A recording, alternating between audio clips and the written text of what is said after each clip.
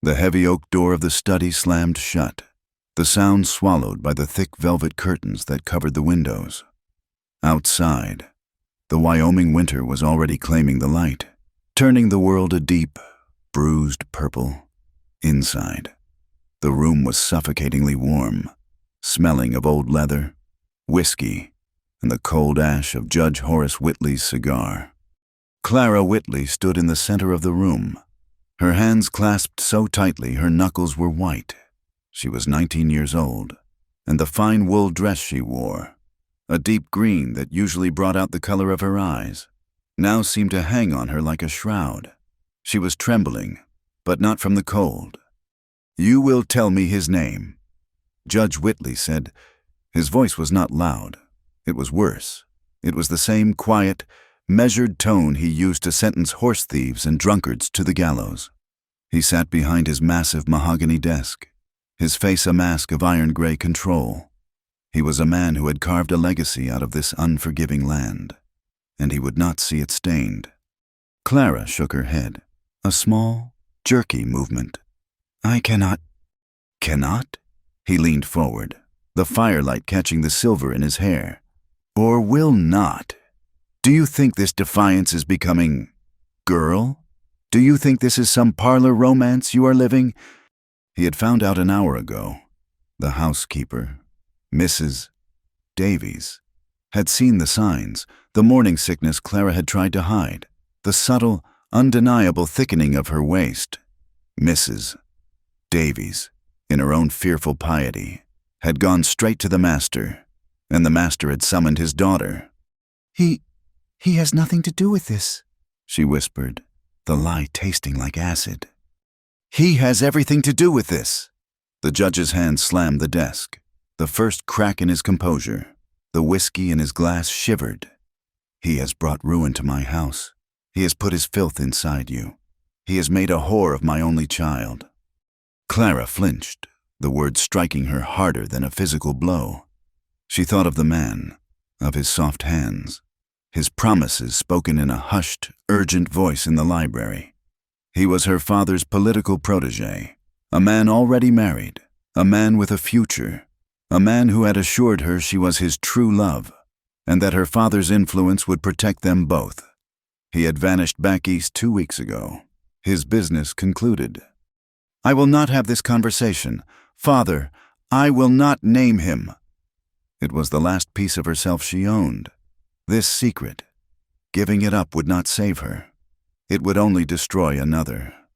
"Father?" The judge stood, his tall frame blocking the light. "I am not your father. A father has a daughter. What I see before me," he said, his voice dropping to a hiss, "is a disgrace, a stain. You are no child of mine." He walked to the door and pulled it open. The cold air from the main hall rushed in. "You have shamed my name. You have shamed this house. You will leave it." "What?" Clara's blood ran colder than the air. "Now, Father, you cannot. It is snowing. It must be 10 degrees below freezing." "You should have thought of the cold before you warmed another man's bed," he said, his face utterly devoid of pity. "Your things will be burned. You will take nothing. You will not speak my name, and I will not speak yours. You are a ghost to me." "Please," she begged, the last of her pride shattering. "The baby. Whatever I have done, the child is innocent." "That child is the proof of your sin," he said, grabbing her by the upper arm.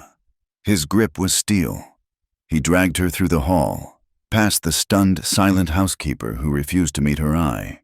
He pulled open the heavy front door. The wind tore at them, a physical, howling entity. Snow, sharp as needles, bit at her face. He pushed her, and she stumbled, falling to her knees on the frozen boards of the veranda.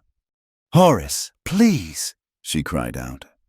He threw her thin wool shawl at her. It landed in the snow at her feet.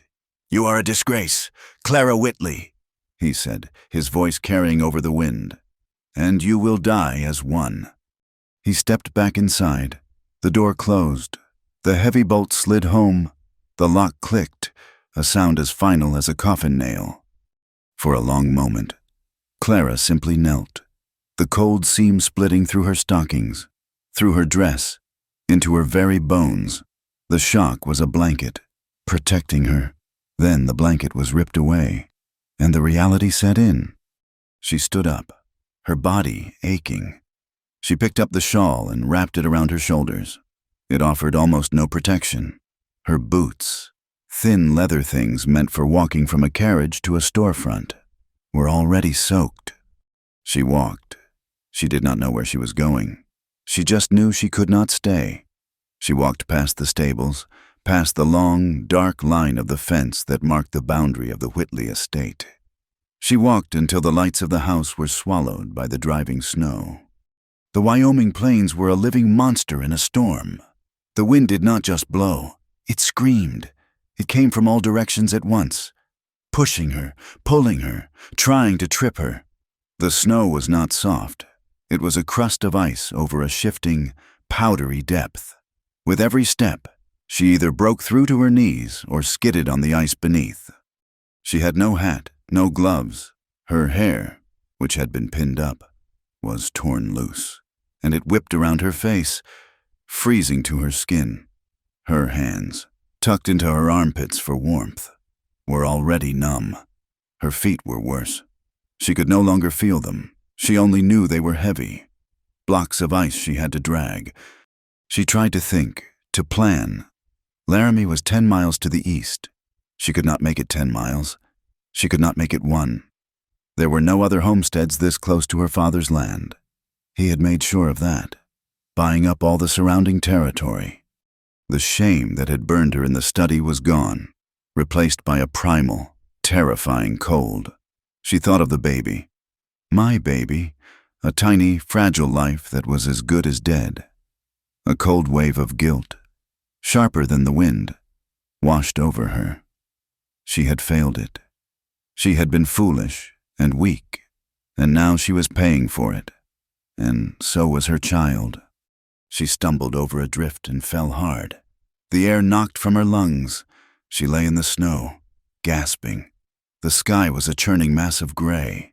It was so quiet, beneath the wind. It would be so easy to stay here, to close her eyes, to let the white blanket cover her and her shame. No. She clawed her way up, her hands raw. She had to keep moving. She did not know for how long. Time had ceased to mean anything. There was only the wind, the snow, and the next agonizing step. She saw the creek bed before she fell into it. The dark line of frozen cattails and willow signaled a dip in the terrain. She half slid, half tumbled down the short embankment, landing on the frozen creek ice. It was slightly, blessedly, out of the worst of the wind. She huddled against the bank, pulling the shawl tight. The cold was a living thing now, inside her. It was in her chest, making it hard to breathe. Her body had begun its final, violent shiver. She was so tired. Just a moment, she thought, just a moment to catch my breath. She leaned her head back against the frozen dirt. The shivering subsided, replaced by a deep, heavy numbness that felt almost like warmth. She was so very sleepy. She closed her eyes, just for a second. Luke Maddox pulled his hat down low, leaning into the wind. His horse, a sturdy bay named Buster, tossed his head, unhappy about the cold and the lateness of the hour.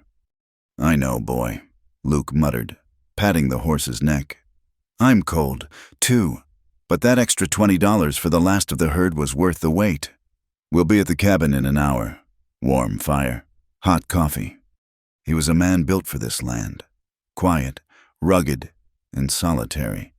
He had come out to the Wyoming territory 5 years ago, trying to outrun memories that clung to him like burrs.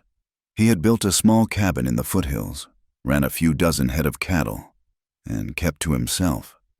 The trip to town to sell off his steer had been profitable, but he hated the noise, the people, the questions. He was cutting across country, following the creek bed as a guide in the swirling snow. It was a dangerous night to be out, but he knew this land as well as he knew the lines on his own calloused hands. He saw the bundle by the creek bank first. His hand went instantly to the rifle in his scabbard. He stopped Buster 20 yards out. "Who's there?" he called, his voice ripped away by the wind. There was no answer. It could be a drunk from town, lost. It could be a highwayman, playing possum. It could be an Indian.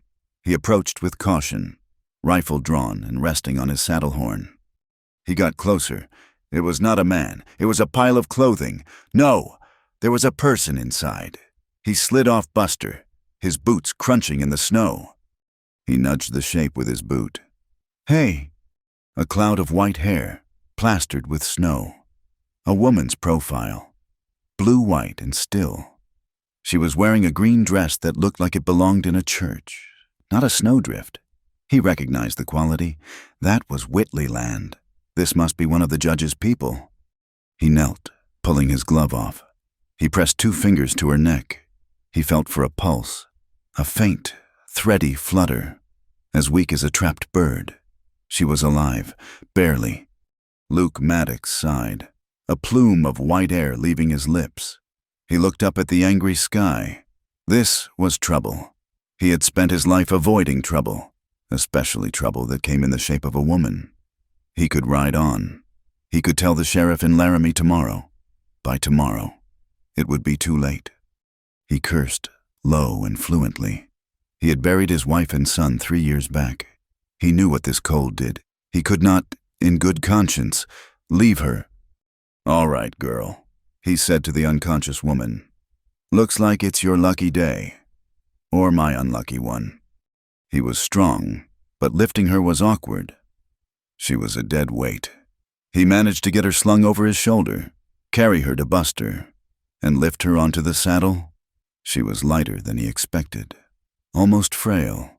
He mounted behind her, pulling her back against his chest, trying to shield her with his own body and his heavy canvas coat.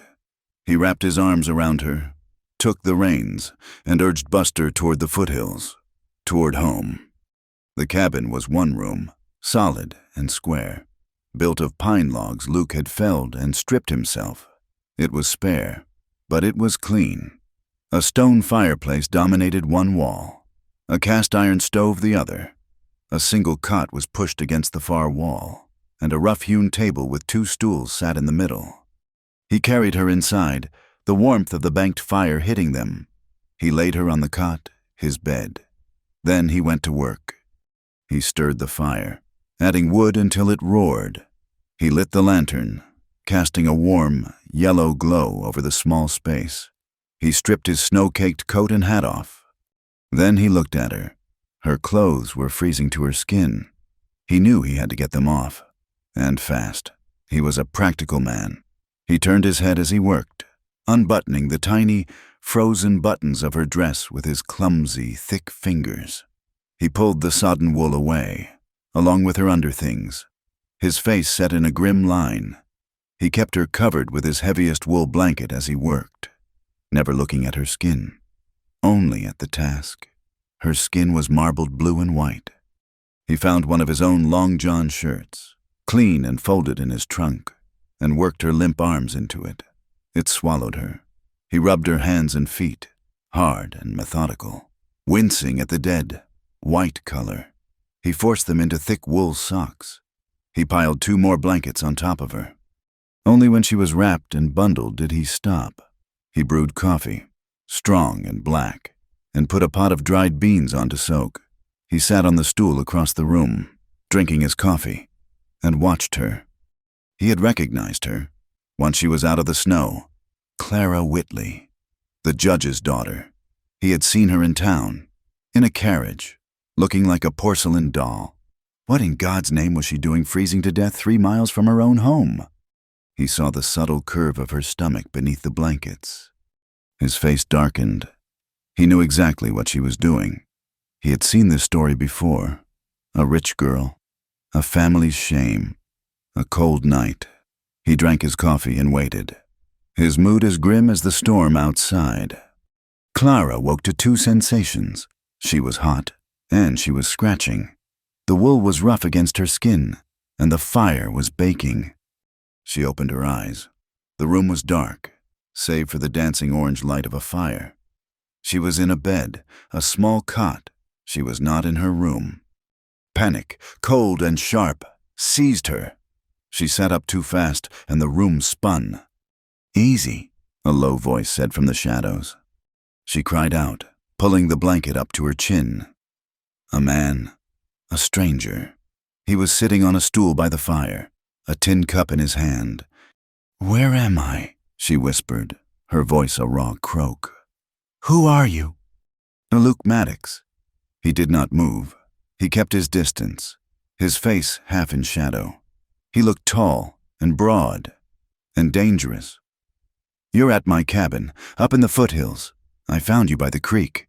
You were near frozen." She remembered the snow, her father's voice, the door closing, the endless cold walk. You brought me here. Seemed better than leaving you," he said. He got up, but only to move to the stove. He ladled something into a bowl. "You've been asleep for near a day. You need to eat." He set the bowl on the floor, a good 6 feet from the bed, and slid it toward her. It was thin broth, but it smelled like heaven. "I don't—" she started, her mind racing. She was in a strange man's cabin. She looked down. She was in a man's shirt. She flushed, a deep, painful red, and pulled the blankets tighter. You undressed me." "Your clothes were frozen solid," he said flatly, turning his back to her to stir the pot on the stove.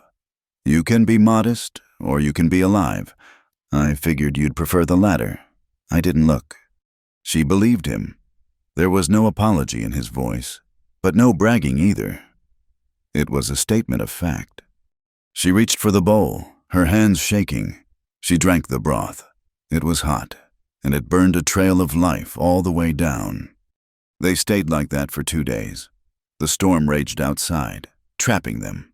He slept on the floor by the hearth, giving her the bed.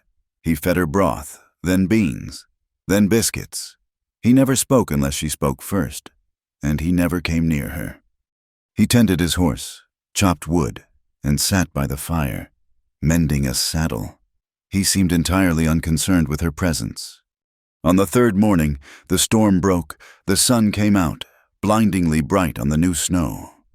Clara felt stronger. She got out of the bed, the long john shirt trailing to her knees. She stood on shaky legs. "Thank you, Mr. Maddox," she said. "You saved my life." He grunted, pulling on his boots. "Luke, and I wouldn't thank me yet." He stood up and faced her.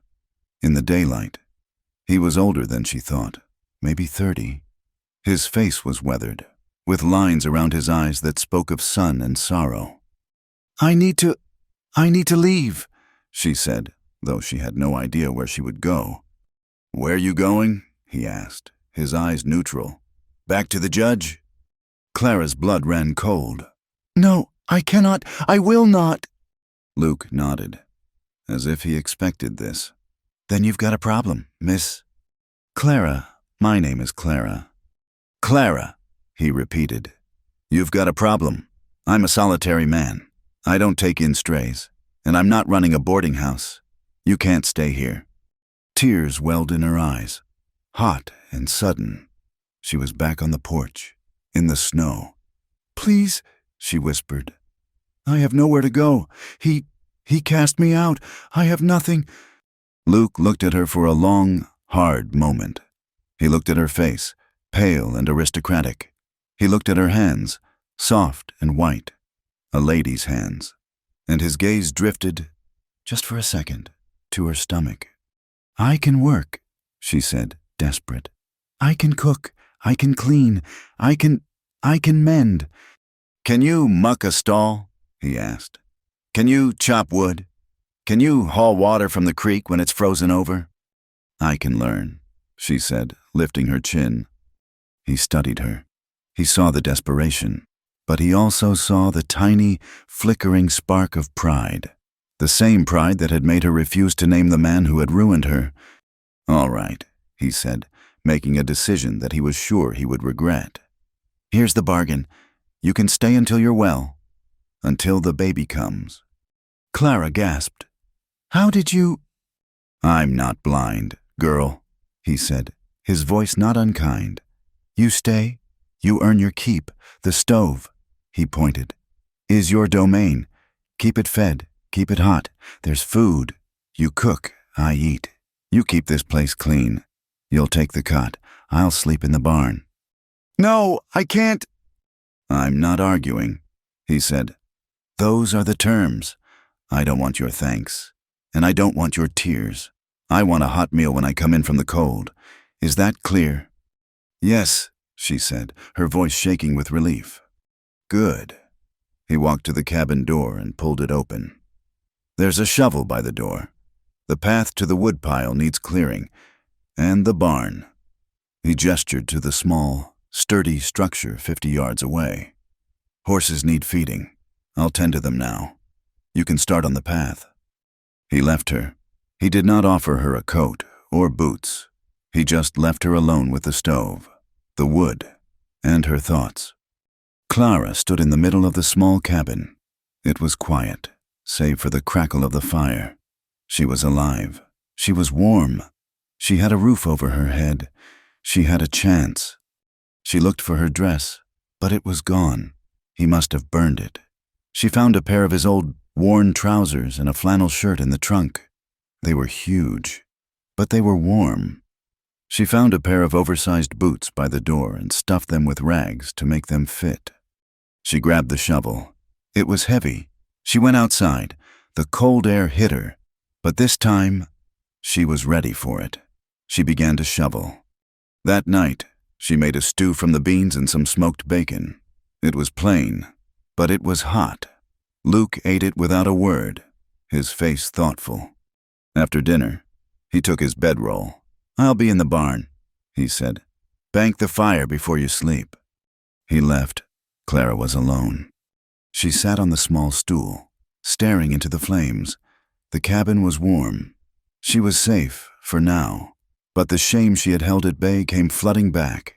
She remembered her father's face, twisted with disgust. Disgrace. She thought of the man who had promised her the world, the man who had left her to face this alone. She put a hand on her belly, a tiny, insistent flutter, a movement of life. It was real. She was not just ruined, she was responsible. The tears came then. Not the desperate, freezing tears of the snowdrift, but hot, silent tears of profound grief. She wept for the girl she had been, for the home she had lost, and for the child inside her who would be born into a world that had already branded him a bastard. Outside, the brutal Wyoming wind howled through the pines, a lonely, mournful sound. It echoed the isolation in her own heart, but the fire in the hearth crackled and snapped, a steady, stubborn warmth. It was a small defense against the vast, cold darkness, but for tonight, it was enough. She was alive. The days settled into a rhythm as hard and spare as the land around them. An uneasy truce existed between the two occupants of the cabin. Clara, in her oversized, borrowed men's clothes, claimed the indoors. Luke claimed the outside. She rose before dawn, her first act to clear the sleep from her eyes and coax the embers in the hearth back to life. She made coffee, thick and black, the way she learned he liked it. She boiled oats or fried salt pork. He would come in, stamping the snow from his boots, his face red from the cold, and sit at the small table. He would eat quickly, his eyes on his plate. He never complimented the food, but he never left a scrap.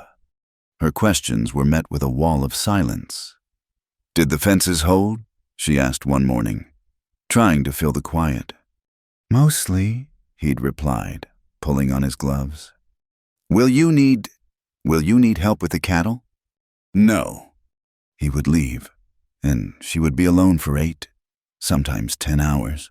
The silence of the cabin was a living thing, a heavy blanket she had to push against. She scrubbed the floors until the pine boards were pale. She washed their few dishes. She mended his shirts, her small, neat stitches a stark contrast to his own rough repairs. She found a sack of potatoes in the root cellar and took inventory.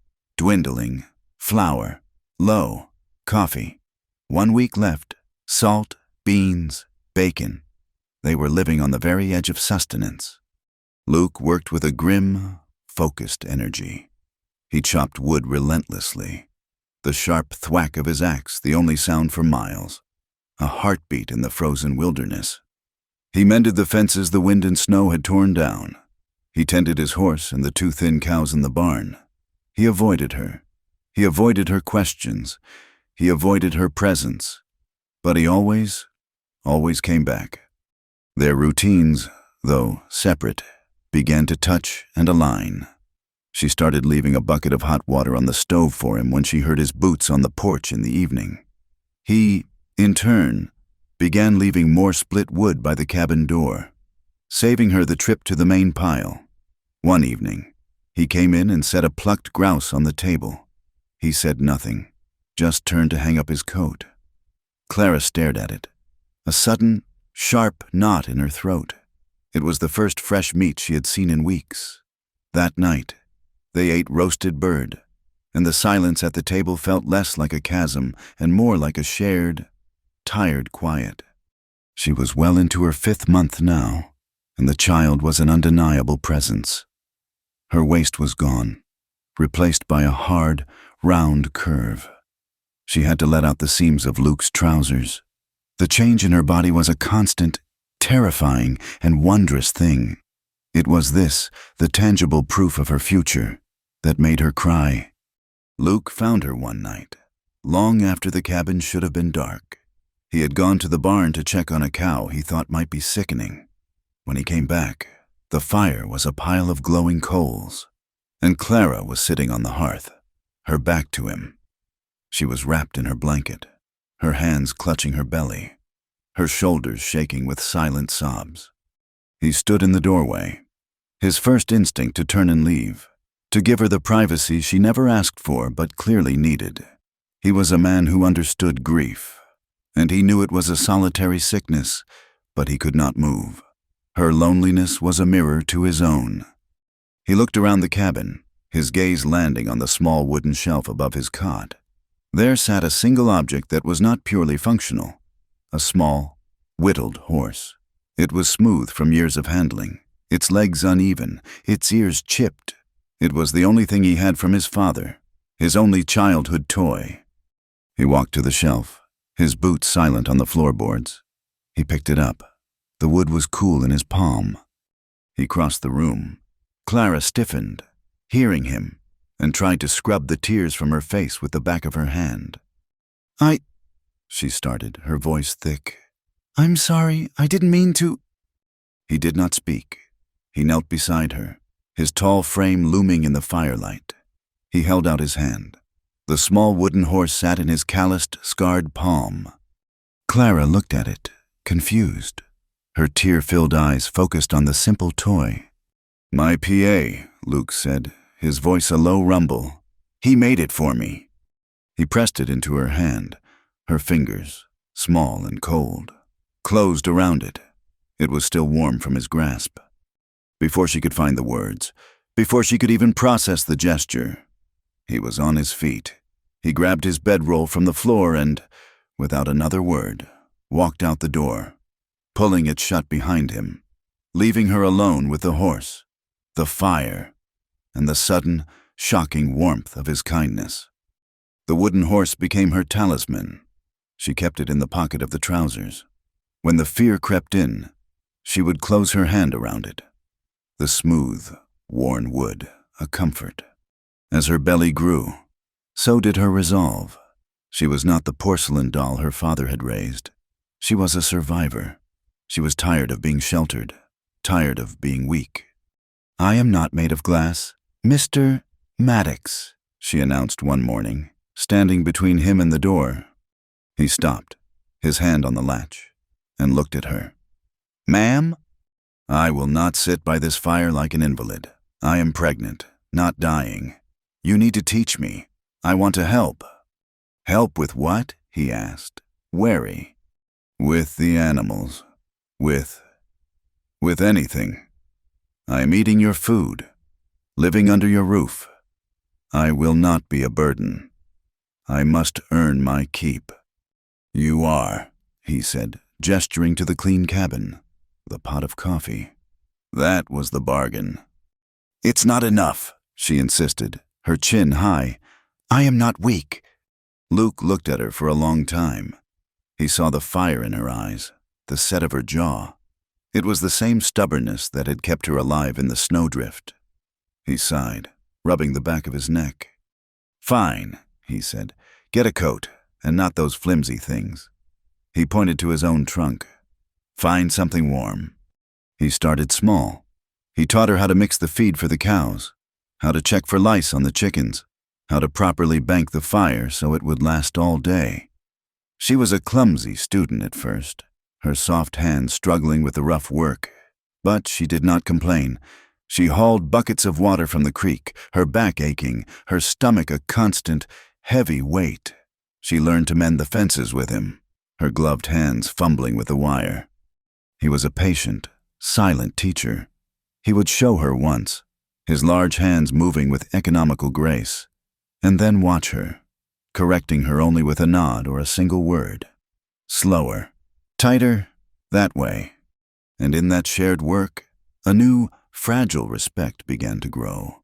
He saw her strength, and she saw his quiet competence. One afternoon, she was inside, preparing their meal. She was frying bacon, the cabin filled with the welcome, hearty smell. The fire was hot, and the grease in the cast-iron skillet was popping. She reached across the stove for the salt, and as she did, a large bubble of fat exploded, spattering her arm. She cried out, a sharp, piercing sound, and dropped the fork. She clutched her forearm, where a constellation of angry red welts was already rising. The pain was immediate and searing. Luke was in the cabin before her cry had faded. He had been mending a harness on the porch. He took in the scene in a glance, her white face, her hand clamped to her arm, the hissing skillet. "Get off the stove," he said, his voice calm but urgent. He pulled the skillet to a cold part of the stove. "Let me see." "It's nothing," she whispered, her eyes squeezed shut against the stinging. "Don't be a fool." He took her wrist gently and pulled her hand away. The burn was ugly, a patch of red, blistering skin just below her elbow. He went to his trunk and pulled out a small tin. "This'll sting," he said. He opened it. The salve was dark and smelled strongly of pine and herbs. "It's for the livestock, mostly, but it works." He dipped his fingers into the tin and then, before she could protest, he began to smooth the salve over the burn. His touch was surprisingly gentle. His calloused fingertips, rough as bark, moved over her tender, injured skin. Clara gasped, partly from the sting of the salve, partly from the contact. It was the first time he had touched her, truly touched her, since he had pulled her from the snow. His hand was large and warm, and it completely covered her forearm. She could feel the strength in it, a contained, steady power. She looked down, at his dark head bent over her arm, at the way his thumb was tracing a slow circle, rubbing the medicine in. A strange, unfamiliar heat, entirely separate from the burn, pooled low in her stomach. Her breath caught in her throat. He must have felt her tremble. He looked up. Their faces were only inches apart. She could see the flecks of gray in his brown eyes, the deep lines etched at their corners. He was not looking at her arm anymore. He was looking at her mouth. The moment stretched, charged and silent, broken only by the crackle of the fire and the sudden, loud pounding of her heart. Luke's gaze flickered. He dropped her arm as if it had suddenly caught fire. He stood up, taking 2 steps back, putting the table between them. "Keep it clean," he said, his voice hoarse. He cleared his throat. "Cover it with a clean rag. The pain will ease." He grabbed his hat from the peg, jammed it on his head, and walked out of the cabin, leaving the harness unfinished on the porch. Clara stood by the stove, her arm throbbing, her body shaking. She slowly reached up and touched her lips, her face burning. 2 weeks later, the flour sack was empty. The coffee tin held only dust. "I have to go to town," Luke announced at breakfast. He did not look at her. He had been carefully distant ever since the day she burned herself. "I'll come with you." Clara said, "No." The answer was flat, final. "It's not a place for you." "And what place is this?" she retorted, her fear making her sharp. "A cabin where I hide like a criminal. I am not your prisoner, Luke, and I am not a child. We need supplies. You have little money. She stopped, then forced herself to say it. "I have jewelry, my mother's locket, my earrings. They were hidden in my pocket. They survived. They are worth money. We can sell them." Luke looked up, his eyes hard. "I don't need your jewelry." "We need flour," she snapped. We need things for the baby, blankets, cloth. I cannot sit here and wait for you to provide everything. I am in this with you." He saw the desperation and the pride warring in her face. He knew she was right. He had maybe $20 to his name, not enough for a winter's resupply and the things a newborn would require. "It will be dangerous," he said, his voice low. "Your father—" "My father cast me out. The town will know. Hiding will not change what I am." "All right," he said, his voice grim. "Get your coat." The ride into Laramie was a trial. Clara sat on the buckboard, wearing Luke's heaviest canvas coat over her own.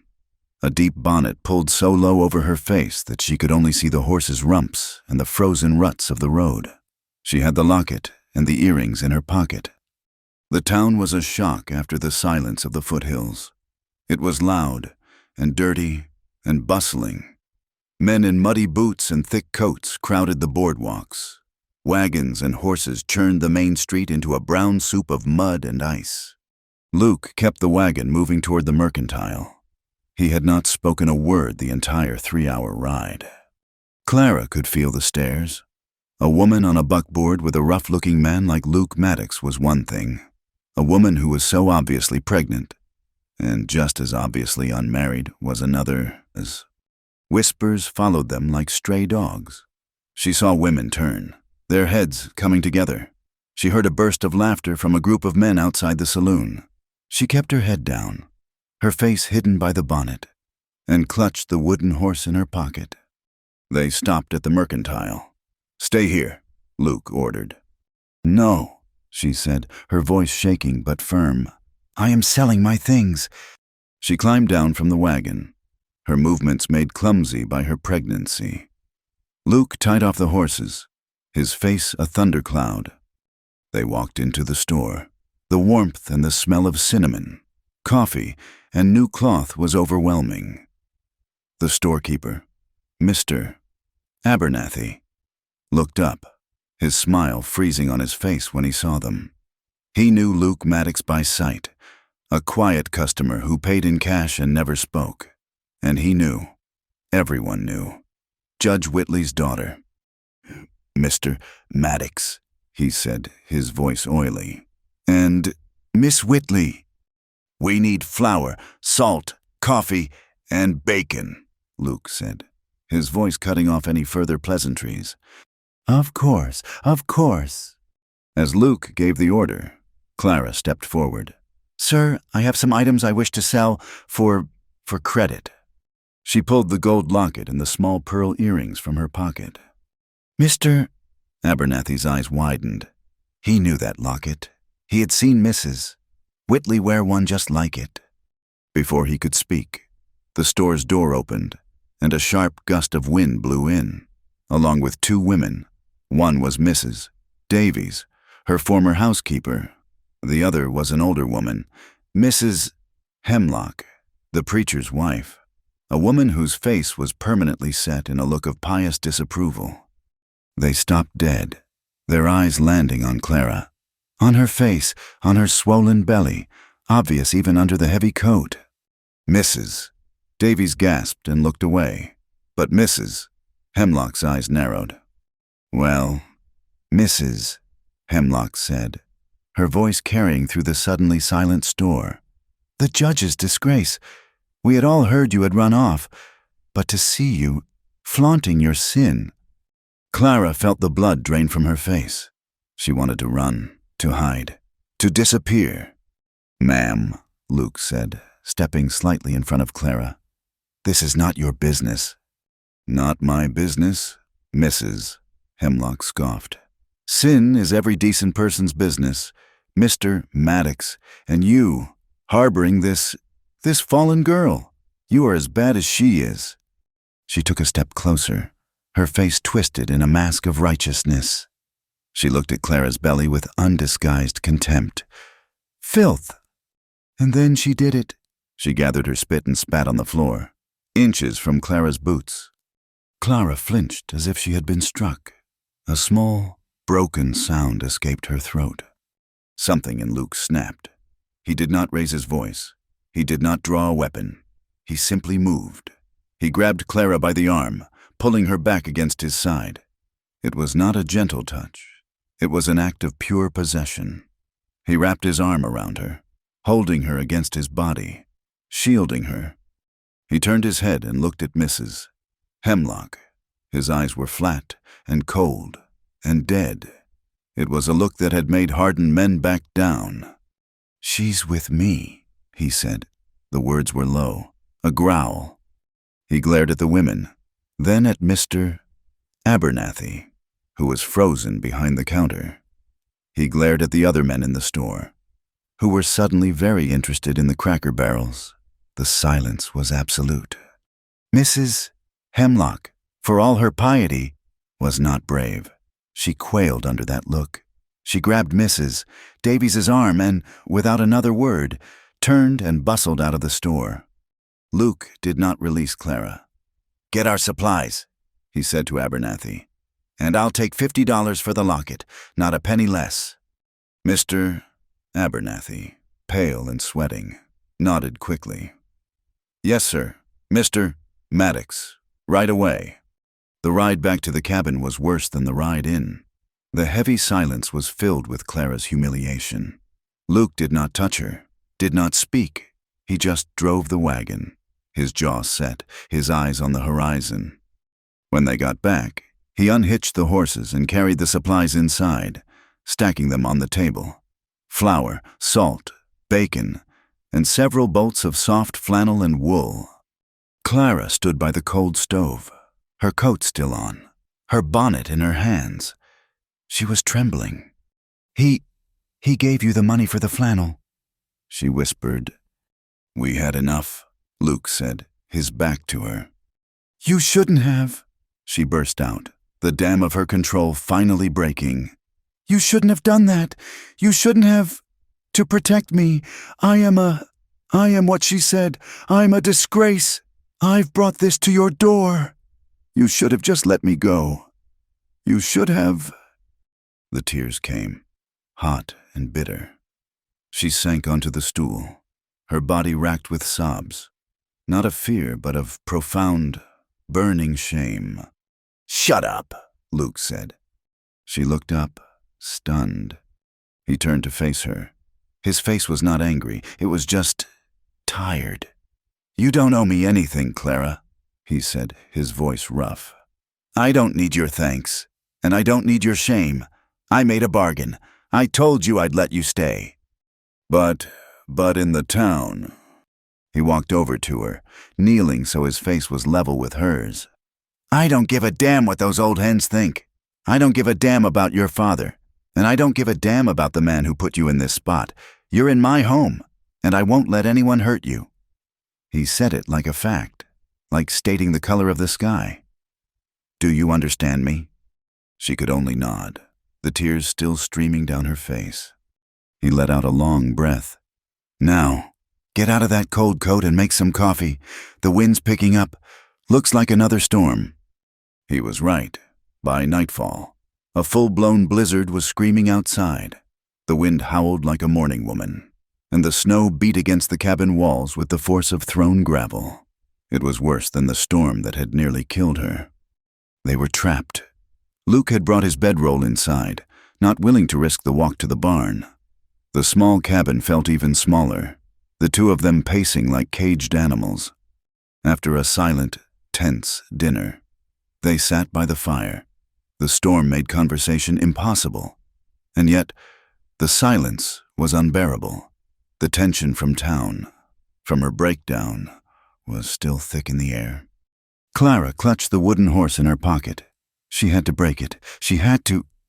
"His name was Robert," she said, her voice quiet but clear over a lull in the wind. Luke, who was sharpening his knife by the firelight, did not stop, but his hands stilled for a second. He was my father's protégé," she said, the words tumbling out now, tasting like old ash. "He came from back east, Boston. He was brilliant and charming, and my father adored him. He was everything my father wanted in a son." Luke set the knife and the whetstone down. He looked at her, his face in shadow. "He said I was beautiful," Clara whispered, staring into the flames. "He said my father was a tyrant, and that I was a flower growing in a prison. He told me he loved me. I believed him. I was so stupid." She laughed, a short, bitter sound. "He told me he would arrange everything, that he would speak to my father, that his connections would make it all right." She took a deep, shuddering breath. He was already married. He has a wife and 2 sons, back in Boston. He just left. His business was done. He went back home, and he left me to tell my father." She finally looked at him. His face was unreadable. "I'm so ashamed," she said, her voice breaking. "Not just for what I did, but because I was such a fool. And now you're tied to me. You had to defend me. You had to, and I'm a fallen girl." She broke down again, covering her face with her hands, her body shaking. Luke did not speak. He did not offer words of comfort, or absolution, or judgment. The silence stretched out, filled only by her sobs and the screaming wind. He moved. He sat on the hearth next to her, close enough that his knee brushed her side. She flinched, but he did not pull away. He sat there for a long time, just sitting, a solid, warm presence in the chaotic night. Slowly, her sobs quieted. She was exhausted, empty. He reached out, his hand hesitating for a moment. Then, with a tenderness that stunned her, he gently brushed the wet, tangled hair back from her cheek. His thumb, rough and calloused, grazed her tear-soaked skin. It was not a lover's touch. It was not a father's. It was just human. A simple, profound, and utterly unexpected gesture of comfort. She leaned into his hand, just for a second, a weary animal seeking warmth. He drew his hand back. The storm raged. The fire crackled. Clara, emotionally and physically spent, sagged. Her head drooped. Luke, with a sigh, shifted, bracing himself against the stone of the hearth. He put an arm around her, not in a hug, but as a support, and pulled her against his side. "Get some sleep, Clara," he murmured, his voice as low as the wind. She was too tired to argue, too tired to be afraid. She leaned her head against his solid shoulder. He smelled of pine and wood smoke and leather. She felt the steady, slow rise and fall of his chest. Against the howl of the storm, they sat, 2 lonely souls leaning on each other, and fell asleep by the warmth of the fire. The world changed. The great silencing white of the Wyoming winter retreated, fighting a losing battle against a determined sun. The snow melted in dirty rivers, carving new paths down the foothills, and the land, which had been dead, was suddenly, violently alive. The creek swelled, its voice a roar instead of a whisper. The brown grass gave way to a green so bright it hurt the eyes. Spring had come to the valley, and with it, a different kind of thaw was happening inside the small, one-room cabin. The space had not grown any larger. It was still just 2 cots, a table, and a stove. But the tension that had once filled it, the sharp-edged silence of 2 strangers, had softened. It had been replaced by something else, something as tangible and unsettling as a gathering storm. It was a slow-burning thing, built in the small, unguarded moments. It was in the way Luke's gaze lingered on her. He would watch her as she stood by the stove, her profile softened by the steam, her body heavy and ripe with the child. He would watch the curve of her neck as she bent over her mending, the stray copper-colored hairs that escaped her braid. He found himself cataloging her, the way her eyes turned a deep, clear green in the morning light, the way she bit her lip when she was concentrating on a task. And she watched him. She, who had been raised to believe men were either polished liars like Robert or iron-fisted judges like her father, found herself studying this third, new kind of man. She watched his hands, scarred and calloused, move with a surprising gentleness as he mended a strap of leather. She watched the muscles in his back and shoulders shift as he split wood, a fluid, powerful motion that was both frightening and beautiful. And she saw the loneliness in his eyes when he thought she was not looking, a deep, hollow place that she recognized, for it mirrored her own. They brushed past each other. It was unavoidable. His arm would graze her shoulder as he reached for the coffee pot. Her hand would brush his as she passed him a plate. Each touch was a small spark, startling and warm. They would pull back, their eyes meeting for a fraction of a second too long, before one of them would clear their throat and find a chore that desperately needed doing. The air between them was thick with words unspoken, a desire that was as new and terrifying as the green grass outside. Clara was in her 7th month, and sleep was a fickle visitor. Her body ached, the child was restless, and her mind, no longer consumed with mere survival, had time to remember. The past was a monster that hunted her in the dark. Luke was sleeping on his cot by the door again. He had given up the barn, the spring nights still carrying a sharp chill, and their new, unspoken bond had made the cabin his home once more. He slept lightly, a habit born of years alone in a hard land. He heard her, not a scream, but a choked, terrified sound, a whimper of, "No, no, please." He was on his feet in an instant, his hand grabbing for the knife he kept by his bed before he was even fully awake. "Clara." The cabin was lit only by the low, red glow of the banked coals in the hearth. He saw her, a pale shape in the dark, sitting bolt upright on her cot, her hands clutching her own throat. She was trembling, her breath coming in ragged, painful gasps. He was here," she whispered, her eyes wide and staring, not at him, but at a shadow in the corner. "My father, he was yelling. He called me. A disgrace." Luke finished the sentence for her, his voice rough with sleep. He put the knife down. "It was a dream, Clara, just a dream." "It felt real," she sobbed, the terror breaking. She wrapped her arms around her belly, as if to protect the child from the phantom. "He was so angry. He was going to... Luke crossed the small room and sat on the edge of her cot. The straw mattress rustled under his weight.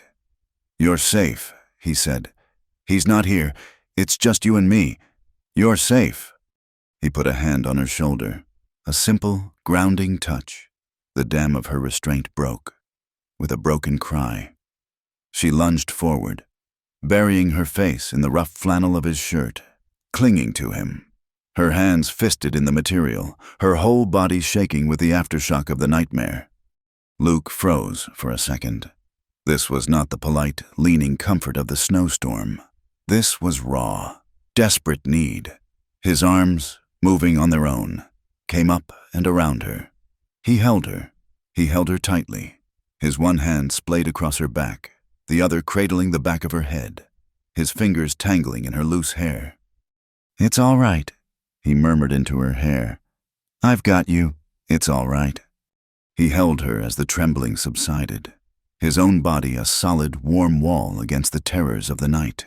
He could feel the child, a hard, round presence, pressed between them. He felt the rapid beat of her heart against his chest. Finally, her sobs quieted into shudders. She pulled her head back, though her hands still gripped his shirt. She looked up at him. Her face was pale, her lips parted, her eyes luminous with tears in the faint firelight. "Thank you," she whispered. His gaze dropped from her eyes to the tear track on her cheek, to her mouth. She was so close. He could feel her breath, warm and sweet, on his skin. He watched, mesmerized, as a single tear escaped and traced a path to the corner of her lips. He leaned in. He was not thinking. He was only feeling. The need to protect, the need to comfort, the need to taste. She saw him coming. She did not pull away. Her eyes fluttered, her own body leaning upward. Their lips were a breath apart. The air was electric. He stopped. The sound of his own pulse was roaring in his ears. What was he doing? This was a terrified, pregnant woman. His charge, not... He pulled back, his jaw setting so hard a muscle jumped.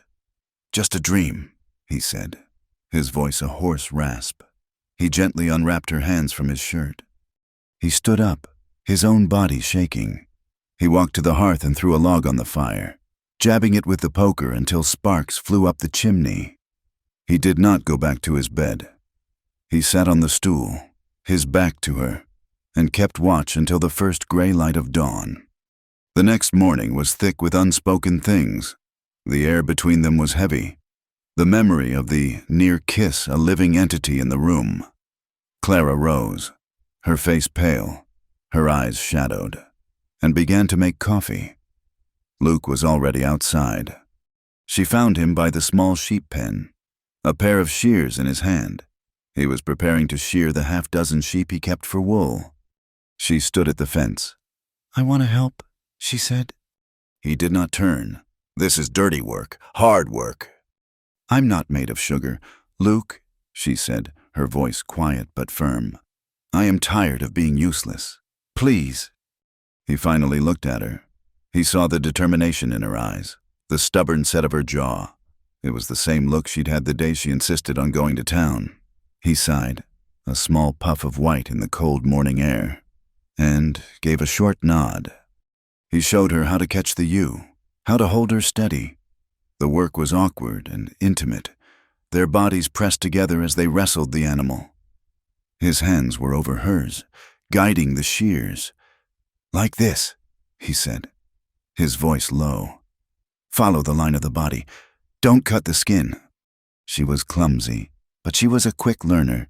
She was not strong, but she was stubborn.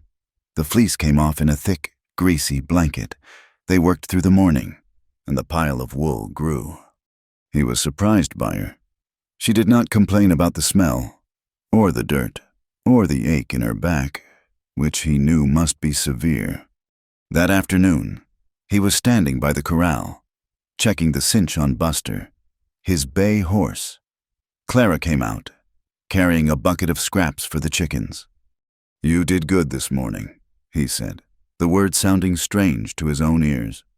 He was not a man given to compliments. She stopped, surprised, and a faint flush colored her cheeks. "Thank you." He gestured to the horse. "You're going to be living on this land. You should know how to ride, properly, not just sit on a wagon." Her eyes widened. "But the baby." "We'll just walk him. Buster's gentle, but you need to know how to saddle." He spent the next half hour teaching her. His hands were on hers, guiding them with the heavy leather straps. "This is the latigo. Pull it tight, not just with your arms, with your whole body." His body brushed against hers as he demonstrated, and he heard her breath catch. He ignored it. "Now, to mount." He put his hands around her waist, careful of her large belly. "Up you go." He lifted her. She was surprisingly light. His hand spanned her waist, and he felt the life inside her, a small, hard ridge. He set her in the saddle, his hands lingering for a second longer than was necessary. He led Buster around the small corral. Clara was stiff at first, her hands gripping the saddle horn. "Relax," he said, his voice calm. "Let the horse do the work." She slowly settled, a small, Tentative smile touched her lips. I feel so high up. It's a good view, he said. She looked down at him, her smile widening. It is. And then she laughed. It was not a giggle, or a lady's polite titter. It was a genuine, full-throated laugh, a sound of pure, uncomplicated joy. It was a sound he had not heard in this valley in 3 years. Not since. The sound startled him, and it broke something hard and frozen inside his chest. He found himself smiling back, a real smile that cracked the rust on his face. Their laughter, hers bright and clear, his a low, rough chuckle, rang out over the open, empty range. A week later, a spring storm blew in. It was not the biting snow of winter, but a cold, driving rain that turned the world to a gray, muddy soup. The creek roared. The wind beat against the cabin. They were trapped inside. The cabin, which had begun to feel like a home, suddenly felt like a cage again. The air was charged. Every chore was done. The mending was finished. The wood was stacked. There was nothing to do but be in the same small space, terribly aware of each other. Luke sat at the table, a block of pine in his lap, his knife moving with slow, sure strokes. He was carving. Clara sat on her cot, the soft flannel from town in her lap. She was stitching. She watched his hands, the way the knife peeled back the wood, the strength, the control. He watched her, the way the needle flashed, the way she bit her lip, the red of her hair in the firelight. The silence stretched, broken only by the shh of his knife and the drum of the rain on the roof. Clara stood up. Her back ached. She went to the water bucket by the door to get a drink. As she dipped the ladle, Luke stood as well, to stretch his legs, his own back stiff. They met in the center of the room, 2 feet of space between them. They both stopped. She looked up at him. He looked down at her. The sound of the rain was a pulse. "Clara," he said, his voice a low warning. He did not know what he was warning her against. She could not bear it. The waiting, the silence, the fear that this one good, kind man would see her as a burden, the desperate, aching need to be seen as a woman. She reached up, her hand shaking, and laid it flat on his chest. She felt his heart, solid and steady, and then, under her palm, it gave a heavy, violent slam. "Don't," he whispered, his hands clenching at his sides. "Why?" she asked, her voice barely audible. "You don't know what you're doing. You're grateful. You're scared." "I am not a girl," she said, her voice gaining strength. "I am not a fool, not anymore. I know what I'm doing." She rose up on her toes, her pregnant belly pressing against him, a soft, firm bridge between them. She put her other hand on his shoulder, pulled him down, and kissed him. It was a clumsy, desperate kiss. It was all her loneliness and shame and gratitude, and a fierce, new, hungry desire. Luke was a statue. He was stone. He did not move. He did not breathe. She pulled back, her face burning, her eyes searching his. "Luke!" He let out a breath, a shuddering, ragged sound. "Clara," he said, his voice thick. "Are you sure? Are you truly sure?" For her answer, she kissed him again. This time, the stone broke. His mouth came down on hers, and it was not gentle. It was a kiss of a man starved, a man who had been alone for so long he had forgotten what it felt like to touch. His arms came around her, pulling her so close she could not breathe. His hands splayed on her back, holding her, claiming her. It was not a parlor kiss. It was raw.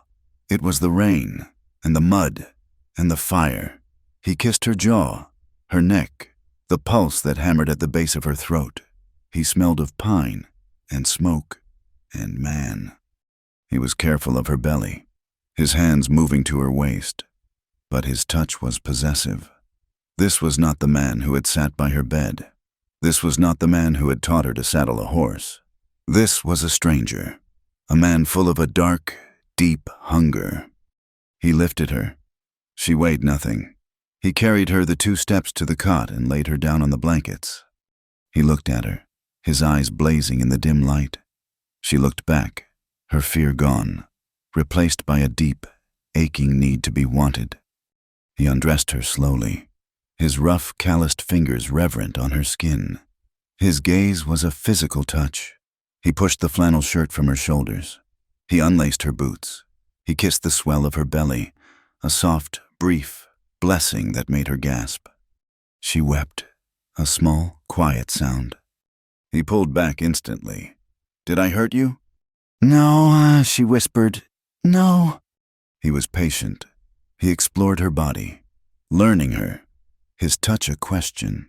She was learning him, the hard muscles of his shoulders, the rough hair on his chest, the surprising tenderness of his mouth. This was his hunger to be needed, to be more than just a ghost in a cabin. This was her need to be wanted, to be more than just a disgrace. After, they lay tangled in the blankets. The rain had gentled to a steady drumming on the roof. Clara was crying, soft, silent tears that ran from the corners of her eyes into her hair. Luke, lying on his side, his head propped on his hand, felt a lurch of panic. "Clara?" She turned to face him, a small, watery smile on her lips.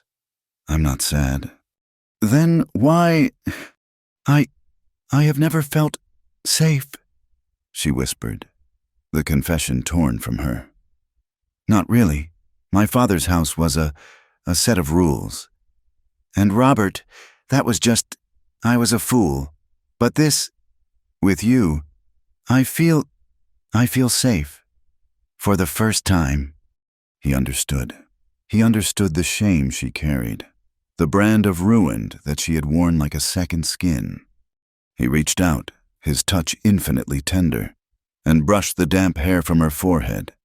"You're not ruined, Clara," he said, his voice soft and certain in the quiet room.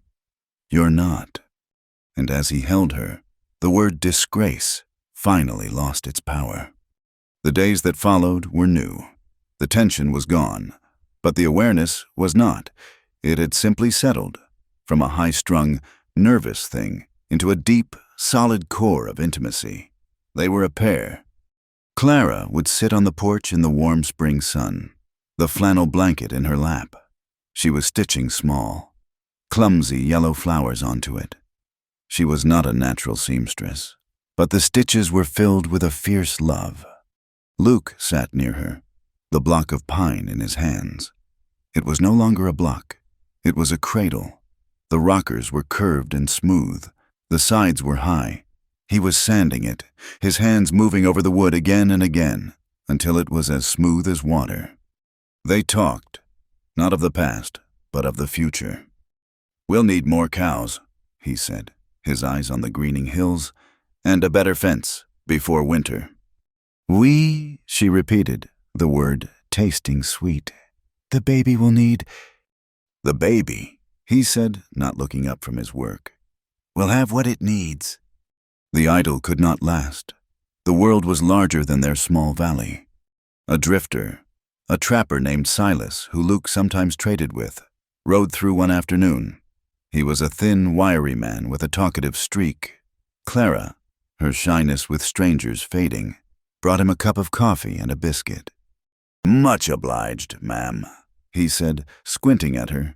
"Say, you look mighty familiar." Clara stiffened. Luke, who had been cleaning his rifle on the porch, stopped, his hands still. "Funny thing I saw in Laramie last week," Silas went on, oblivious. "The whole town is stirred up. Judge Horace Whitley has posted a reward." Clara's hand, on its way to the coffee pot, froze. "A reward?" Luke asked, his voice flat. "Yep," Silas said, taking a bite of the biscuit. $100. For the return of his daughter. That's you, ain't it, ma'am?" His eyes were sharp. "Figured it was, name's Clara Whitley. Got notices posted in every saloon and sheriff's office from here to Cheyenne. Says for her safe return, no questions asked, but $100. That'll make a man ask questions. $100. A fortune. Enough to buy a small herd. Enough to make any desperate man a bounty hunter. Silas finished his coffee, thanked them for the food, and rode on, whistling, unaware of the destruction he had left in his wake. Clara stood on the porch, the empty cup in her hand. It slipped from her fingers and shattered on the wooden planks. She did not notice. She was shaking. "He'll find me," she whispered, her voice a thread. $100. They'll come for me. Oh, God, Luke. The terror was back, cold and absolute. "He'll take the baby. He's a judge. He'll say I'm unfit. He'll... She panicked. She turned and ran into the cabin, grabbing at her few belongings, at the flannel blanket. "I have to leave. I have to go now. I can't let him find me. I'll go north. I can't. I won't bring this on you. Luke was in the cabin in 2 strides. He grabbed her by the shoulders. His grip was steel. "Clara, stop!" "You don't understand," she cried, her voice cracking, trying to pull away from him. "He's the law. He'll have you hanged for harboring me, for... "Let him try," Luke said, his voice a low growl. "I have to go," she screamed, beating at his chest with her fists. "I won't be a disgrace to you, too. I won't." He shook her, once, hard, to break the hysteria. "Listen to me." She froze, her tear-filled, terrified eyes locked on his. His face was carved from granite. The lines around his eyes were deep. He was no longer the quiet, solitary man. He was a man who had drawn a line in the dirt. "You're not running," he said. "This is your home. This is where you stay." But he called me." "I know what he called you," Luke said. He raised one hand, his rough thumb brushing the tear from her cheek. His voice was raw, a fierce, protective vow that echoed in the small cabin. "If he sees you as a disgrace," he said, "then I'll call you my wife." Luke's words hung in the small cabin, more solid than the log walls, more binding than any law. "Then I'll call you my wife." Clara stood, frozen, the pieces of the broken cup at her feet. She stared at him, seeing not just the solitary man who had saved her, but a man who had just drawn a line against the whole world for her. She had been called a disgrace, a stain, a fallen girl. He called her wife. The next morning, Luke rose before dawn. He said nothing, just put on his coat, took his rifle, and saddled Buster. "Where are you going?" Clara asked, her voice tight with a new fear. Was he leaving? Was the threat of her father too much? "Town," he said, his voice flat. He checked the cinch, his back to her. "We're out of salt." She knew he was lying. He had bought a 20-pound bag of salt not 3 weeks ago. She said nothing. She just watched him ride east, toward Laramie, toward the very place the reward notices were posted.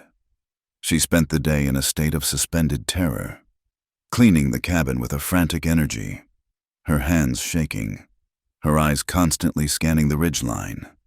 Every gust of wind sounded like a horse's hoof. Every shadow was a rider. He returned at dusk. He looked tired and grim, and he had not bought any salt. He unstrapped his saddlebags, and the small, familiar items tumbled onto the table. Beans, a small tin of coffee, and a twist of tobacco, which he did not use. Mr. Abernathy was asking. Luke said, his voice low. "I bought the tobacco to make him think I was just loafing. Trading stories. The notices are up. In the saloon, the mercantile, the sheriff's office." Clara's heart sank. "Then it's true." "It's true," he said. He reached into his pocket, his large, calloused hand fumbling. He pulled out a small, simple, unadorned band of gold. It was not new. It was worn, the gold soft and matte, as if it had belonged to someone else for a long, long time. "I traded for it," he said, as if apologizing. Gave the jeweler my father's old pocket watch. It was all I had."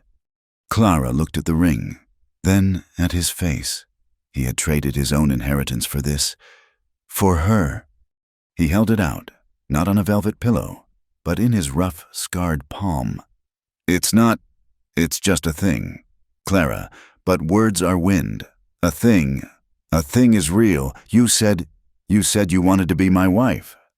He was not asking her. He was stating what she had offered. "Yes," she whispered, her throat thick. Then he was clumsy, his confidence from the porch gone, replaced by a deep, uncertain vulnerability. "Then let's make it so." He did not want to do this in the cabin, a place of survival.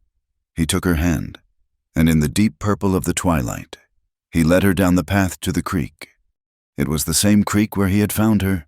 It was no longer a frozen, dead thing, but a rushing, living song of melted snow. The air was cool, smelling of damp earth and new pine. They stopped under a massive cottonwood tree, its new leaves just beginning to unfurl, a faint, pale green against the darkening sky. There was no preacher, there was no book, there was no God here, but the vast, indifferent one of the mountains and the sky. There was only the wind rushing down from the high peaks, whispering through the new leaves. Luke looked at her. Her face was pale, her eyes enormous. Her belly was a proud, high curve under his flannel shirt. She was the most beautiful thing he had ever seen. "I ain't got the words," he said, his voice rough. "I don't know the promises they say in churches. I can't promise you a rich life. I can't promise you'll ever be safe from them." He looked at the ring in his hand. "But I can promise this. I will stand between you and anything that tries to hurt you. I will give you my name, and I will work my hands to the bone to feed you and that child. I will not leave. I will not turn you out. This is your home, for as long as you want it." Tears streamed down Clara's face, but they were not the tears of shame or fear. They were tears of release. She held out her left hand. It was shaking. He took it. His thumb was rough against her soft skin. He slid the simple gold band onto her finger. It was a little loose, but it was warm. It was real. "I'm your wife, Luke," she whispered, her voice fierce. "I am your wife." He put his hands on her face, cupping her jaw, and kissed her. It was not the kiss of fire and desperation from the storm. It was a kiss of promise. It was slow and deep, and it tasted of salt. Her tears. They stood there for a long time, the wind their only witness, the rushing water their only hymn. That night, she lay in her cot, her hand on her belly, her other hand splayed, the unaccustomed weight of the ring a constant, comforting pressure. "Clara Maddox," she whispered into the darkness of the cabin. The name felt strange. It felt powerful. Clara Whitley had been a disgrace, a daughter, a victim, a fool. Clara Maddox was a wife. She was a woman who had been chosen, a woman a man would trade his inheritance for, a woman a man would stand for. She said it again, louder, tasting the syllables. "Clara Maddox." Luke, lying on his own cot, his hands behind his head, heard her. He said nothing, but in the dark, he smiled. The vow changed the air between them. The cabin was no longer a temporary shelter. It was a home, and with the threat of her father now a tangible, paid-for bounty. Their preparations took on a new, desperate urgency. Luke began to work with a furious, focused energy. "We're not running," he said the next morning, his jaw set. "We're building, we're staying." He took his axe and went to the stand of pine on the far side of the creek. From dawn until dusk, the valley echoed with the sound of his labor, the sharp, rhythmic thwack of the axe biting into wood, the long, rasping groan of the two-man saw he used alone, the resounding thud of the falling trees. He was not just reinforcing the cabin. He was building a new room, an addition. "A child needs a space," he said, as if it were the most obvious thing in the world. He hauled the logs, stripped them, and began to notch them, his movements precise and economical. Clara, her body heavy, did what she could. She brought him water. She brought him his meals, which he ate standing, his eyes already measuring the next log. She was in awe of his strength. He was one man, doing the work of four. He was building a wall, a fortress. He was building it with wood and sweat and a stubborn, silent fury. While he built the walls, Clara built the life inside them. She sat by the fire, the flannel he had bought her in her lap. She was sewing. She, who had been taught piano and poetry, was now teaching herself to make diapers. Her stitches were small and tight. She made a small gown from one of her old, ruined dresses, the silk a strange, pale blue against the rough cabin. She worked on the baby blanket he had first seen her stitching, but now she worked with a new purpose. She was no longer just passing the time. She was preparing. And she sang. It started one afternoon, while Luke was on the roof, hammering shingles. She was alone. The cradle he had carved sitting by the hearth, sanded so smooth it felt like polished stone. She placed the wooden horse he had given her inside it. She began to hum, a half-remembered tune her mother used to sing. It was a simple lullaby, about a river and a boat. At first, her voice was thin, a reedy, hesitant sound, afraid of being heard. Then she looked at the cradle. She looked at the new, solid walls of the room taking shape. She thought of the ring on her finger. Her voice grew stronger. It was clear and sweet, and it rose above the sound of the hammer. On the roof, Luke stopped, a shingle in one hand, his hammer in the other. He had never heard her sing. Her voice was like the creek, clear and bright. It was the sound of a woman who believed she had a future. He sat there, hidden by the roofline, and just listened. A tightness he had not known he carried uncoiled in his chest. They lived that way for 2 weeks, a strange, breathless, beautiful time. They were a husband and wife, building a home, waiting for their child. The threat was a wolf, circling just outside the ring of firelight. But for these 2 weeks, the fire held. Then the wolf came. It was evening.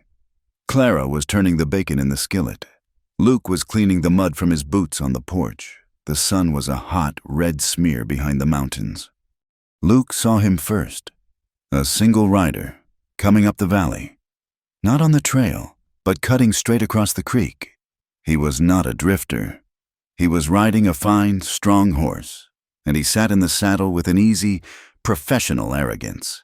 He wore a new hat and a new gun belt, low on his hip. Clara, hearing the sizzle of the bacon stop, looked out the door. "Go inside," Luke said, his voice quiet. He did not turn. "Who is it?" "Inside. Clara, bank the fire. Now." She did as he said.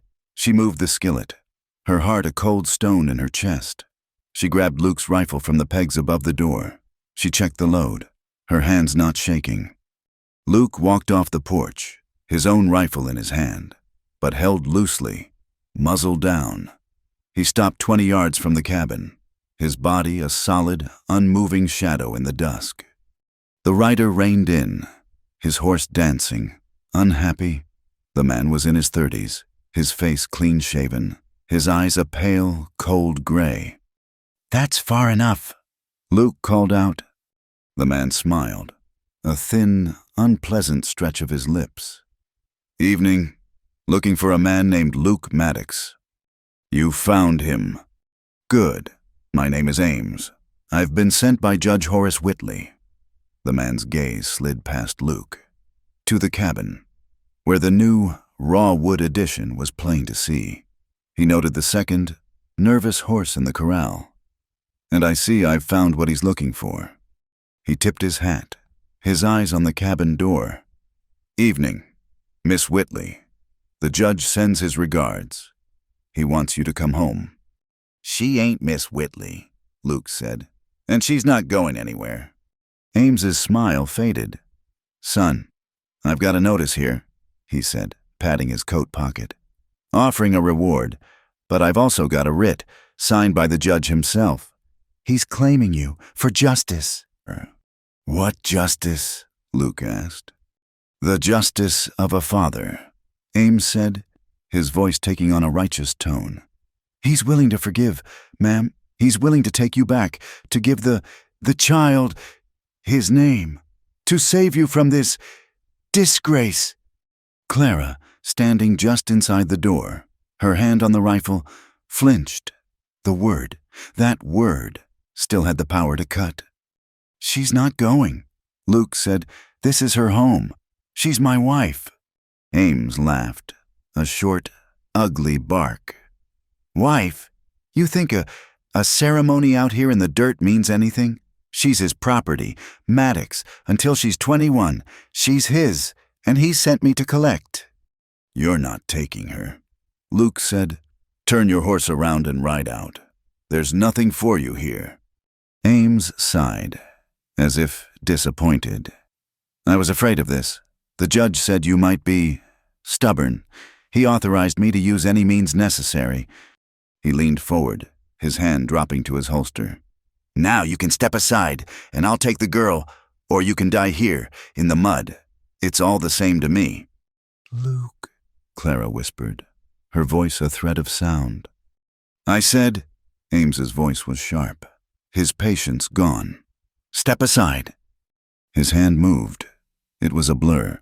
He was fast, a professional. He was fast, but Luke had not been waiting. As Ames drew, Luke dropped his rifle and lunged, moving under the horse's head. Ames's gun fired, the shot deafening, the bullet whining past Luke's ear and thudding into the cabin wall. Luke was on him. He grabbed Ames by the gun hand, yanking him from the saddle. Ames was heavy, but Luke used his momentum, and the man crashed to the ground, the wind knocked out of him, his gun flying from his grasp. Ames was a fighter. He rolled, scrambling for the gun, but Luke was on him, his fists rising and falling. It was not a fight, it was a beating. Luke was silent, his face a mask of cold, white-hot rage. This was the man who had called her a disgrace. This was the man who had come to steal his wife. This was the man who had shot at his home. Thud, thud, thud! The sound was wet and heavy. Clara screamed. She ran from the cabin, dropping the rifle, her hands flying to her mouth. Luke, stop! Luke! Luke did not hear her. He was straddling the man. His hands, the same hands that had built a cradle, now instruments of pure, brutal violence. Ames was no longer fighting back. He was a gasping, bloody mess. Luke! She shrieked, grabbing his arm. You'll kill him! Stop! Please, not for him, for me! Don't do this! Her voice, her touch, finally broke through. Luke froze, his fist raised, dripping. He looked down. The man beneath him was breathing, a ragged, wet gurgle. He was not dead. Luke's breath was coming in great, heaving gasps. He looked at his own hands, covered in blood, and a look of profound, dazed horror crossed his face. He rolled off the man and staggered to his feet. He walked a few paces, bent over, and was violently sick. Clara stood, trembling, suspended between the two men, the man on the ground. Ames coughed, spitting blood. Get up, Luke said, his voice a hoarse rasp. He wiped his mouth. Ames groaned, but he did not move. Luke grabbed the man's gun from the dirt. He grabbed the man by the collar and hauled him to his feet. Ames was a wreck, his nose broken, his eyes already swelling shut. You ride back to the judge, Luke said, his voice shaking with the last of the adrenaline. You tell him she's not his, she's mine. You tell him if he sends anyone else, I'll kill them. Do you understand me? He shoved the man toward his horse, which was grazing nervously nearby. Ames, holding his ribs, stumbled, He looked at Luke. He looked at Clara. His one good eye was full of hate. He said nothing. He just pulled himself into the saddle, his movements stiff with pain. "What about my gun?" he gurgled, blood in his teeth. "You don't get a gun," Luke said. He turned and walked away. They watched as Ames rode out, his back hunched, his horse moving at a walk. The silence of the valley, broken by the gunshot and the fight, rushed back in, heavy and oppressive. Luke looked at the gun in his hand. It was a fine, new Colt. He looked at Clara. She was staring at his hands. Without a word, he went to the woodpile, grabbed the shovel, and walked a few yards into the trees. He dug a hole. He dropped the gun in and buried it. He came back, his face pale, his hands raw. "Let me see," Clara whispered. He held out his hands. His knuckles were split, bleeding, the skin torn back. She led him to the cabin, to the water basin.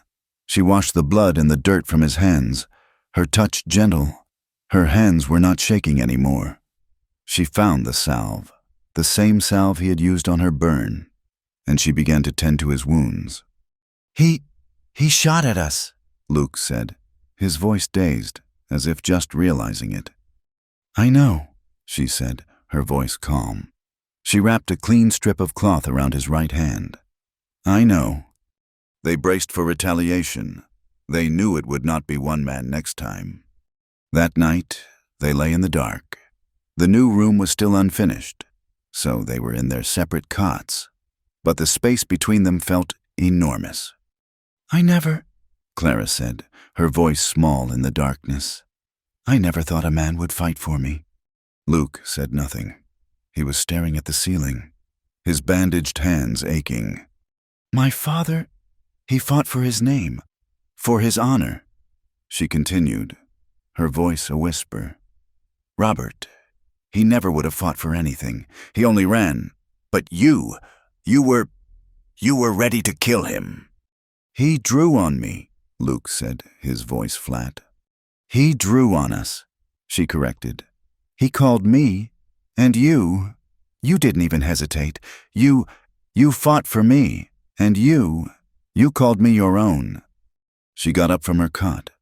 The floorboards creaked. She was a pale shadow in the moonlight. She crossed the small space and sat on the edge of his bed. "Luke," she said. He turned his head to look at her. "I am your wife," she said, "in all ways." She lay down beside him, her hand on his chest, her pregnant belly pressing against his side. He wrapped his arms around her, his bandaged hands rough against her back. Their lovemaking that night was not the slow, tender discovery of the rainstorm. It was fierce. It was desperate. It was a raw, primal claiming. It was a defiance of her father, of the man named Ames, of the entire world that would try to tear them apart. It was a vow made not with words, but with their bodies. It was an affirmation of life, a desperate, loving, angry act in the face of the death that had just stood on their porch. They did not have to wait long. 4 days later, they were on edge, starting at every sound. Luke kept his rifle with him always, even when he went to the creek for water. Clara kept hers by the door. 2 riders. Luke saw them at midday, when they were still a mile off. 2 black specks coming up the valley, moving slowly, deliberately. "They're here," he said, his voice flat. Clara looked up from the beans she was sorting. Two, he said. "Get in the new room. Stay away from the window." "No," Clara said. She walked to the door and picked up the rifle. She checked the load again. "I will not hide. I am your wife. This is my home. I will not let them take it." Luke looked at her. She was 8 months pregnant, her face pale but her jaw set. She was terrified, and she was magnificent. "All right," he said. He nodded, a sharp, grim movement. "The window by the hearth. You can brace the rifle on the sill. Do not fire unless I fire first. Do you understand?" "I understand," she said. Luke went to the window by the door, his own rifle resting on the sill. The two riders approached. They were not bounty hunters. They were hard men, the kind of men who worked for ranchers, who asked no questions and did what they were told. They stopped 50 yards out, just out of easy pistol range. "Maddox!" one of them yelled. He was a big man, with a thick beard. "We ain't Ames. We're here to finish the job." "You're right out," Luke yelled back, his voice carrying clearly. "This is your only warning." "The judge wants the girl," the other man yelled. "He wants her now. We're paid to bring her back, or to bring back proof that she can't be brought." Clara's blood ran cold. "You ain't getting either," Luke shouted. "You ride out now, and you live. You come one step closer, and you die here." The two men laughed. "It's two of us, Maddox and one of you, and a pregnant whore." Luke's rifle came up, the sound of the hammer being cocked, a loud, deadly click in the silence. "That's close enough," Luke said, his voice no longer a shout, but a low, cold promise. The men's laughter died. They looked at each other. They were 50 yards out. The man in the cabin had a rifle. He had not missed. "You're a dead man, Maddox!" the bearded man yelled, his confidence faltering. "Maybe," Luke called back, "but I'll kill you first, and you'll die in the dirt. For a man who's sitting in a warm office. For $50. He paused, letting the words sink in. "Now, you ride back to that pig, Horace Whitley," Luke said, his voice full of a chilling, calm menace. You tell him I got his man's gun. You tell him I beat him half to death. And you tell him if he ever sends anyone to my land again, I will send them back to him in pieces." He leaned his head out the window, his eyes sighting down the barrel. "I will mail him your teeth in a box." The silence was absolute. The two riders looked at the cabin. They saw the rifle. They saw the madness in the man's voice. They looked at each other. They were getting paid, but they were not getting paid enough for this. This was not a simple collection. This was a war. The bearded man spat in the dust. "This ain't over, Maddox. The judge. He's a powerful man. He don't forget." "I'm counting on it," Luke said. The man jerked his horse's head around. "Let's go. Eb, this ain't worth the pay." They turned their horses. They did not ride fast. They rode with the stiff-backed anger of men who had been cowed. They rode back down the valley. Luke and Clara did not move. They watched. They watched until the riders were just two specks. They watched until they were gone. Luke let out a breath he felt he had been holding for days. He lowered the rifle. He turned. Clara was leaning against the wall, her rifle on the floor. Her face was as white as paper, and she was shaking so hard her teeth chattered. He crossed the room. He did not say a word. He just pulled her into his arms, burying his face in her hair. He held her, his body trembling with the adrenaline, until her shaking finally began to subside. It's not over," she whispered into his chest. "No," he said, his voice rough. "It's not, but we're still here, and you're still mine." The threat had passed, but the tension had not. It settled over the valley like a low-lying fog, a constant, prickling awareness that they were not safe, that they had only won a battle, not the war. They lived in a state of armed waiting. The rifle was never more than an arm's length from Luke. Clara, her body heavy and clumsy in the final weeks of her term, still practiced loading the second rifle, her hands steady, her eyes on the pass. The new room was finished, the scent of fresh-cut pine, a clean, sharp smell that mingled with the wood smoke. The cradle sat in the corner, a promise and a target. Summer had come, hot and dry. The days were long, the nights breathless, and then the sky turned a sick, bruised yellow. The storm came from the north, a churning wall of black and gray that swallowed the mountains. It did not arrive gently. It hit the valley like a fist. The wind screamed, a physical tearing sound, Rain, driven by the gale, turned to ice, and hail the size of marbles began to hammer the new roof. Clara was trying to secure the one window in the new room, her hands struggling with the wooden shutter. Luke was outside, fighting to get the cows and Buster into the small, sturdy barn. She felt the first pain as she barred the shutter, a low, deep clench in her back, a tightening so profound it stole her breath. She gasped, leaning her forehead against the cool wood. "No," she whispered. "Not now. Not yet." It was 3 weeks too soon. The pain subsided, leaving her trembling. She told herself it was a false cramp, a result of the strain, the fear. Luke burst back inside, the door slamming shut behind him, the wind and rain chasing him in. He was soaked to the skin, his hair plastered to his head. "It's done," he said, breathing hard. "They're safe. This is a bad one, Clara, the worst I've seen." She turned to face him, her face as pale as her nightdress. "Luke." He saw it in her eyes, the terror, but it was not the storm she was afraid of. It's the baby," she said, her voice small, as if to punctuate her words. The next pain seized her. It was sharper, a hot, grasping hand. She cried out, her hands flying to her belly. She stumbled, and he was there, crossing the room in 2 strides, catching her, his arms a steel band. "When?" he asked, his voice a rasp. "Just now, the first one. Luke, it's too soon. It's the storm. It's here," he said, his face grim. He led her to the cot, the one in the main room, closer to the fire. "Lie down." "No, I have to." "Lie down, Clara." His voice was not unkind, but it was an order. The cabin, their fortress, suddenly felt like a trap. The wind howled, a symphony of 1,000 screaming voices. The hail on the roof was deafening, a relentless, panicked drumming.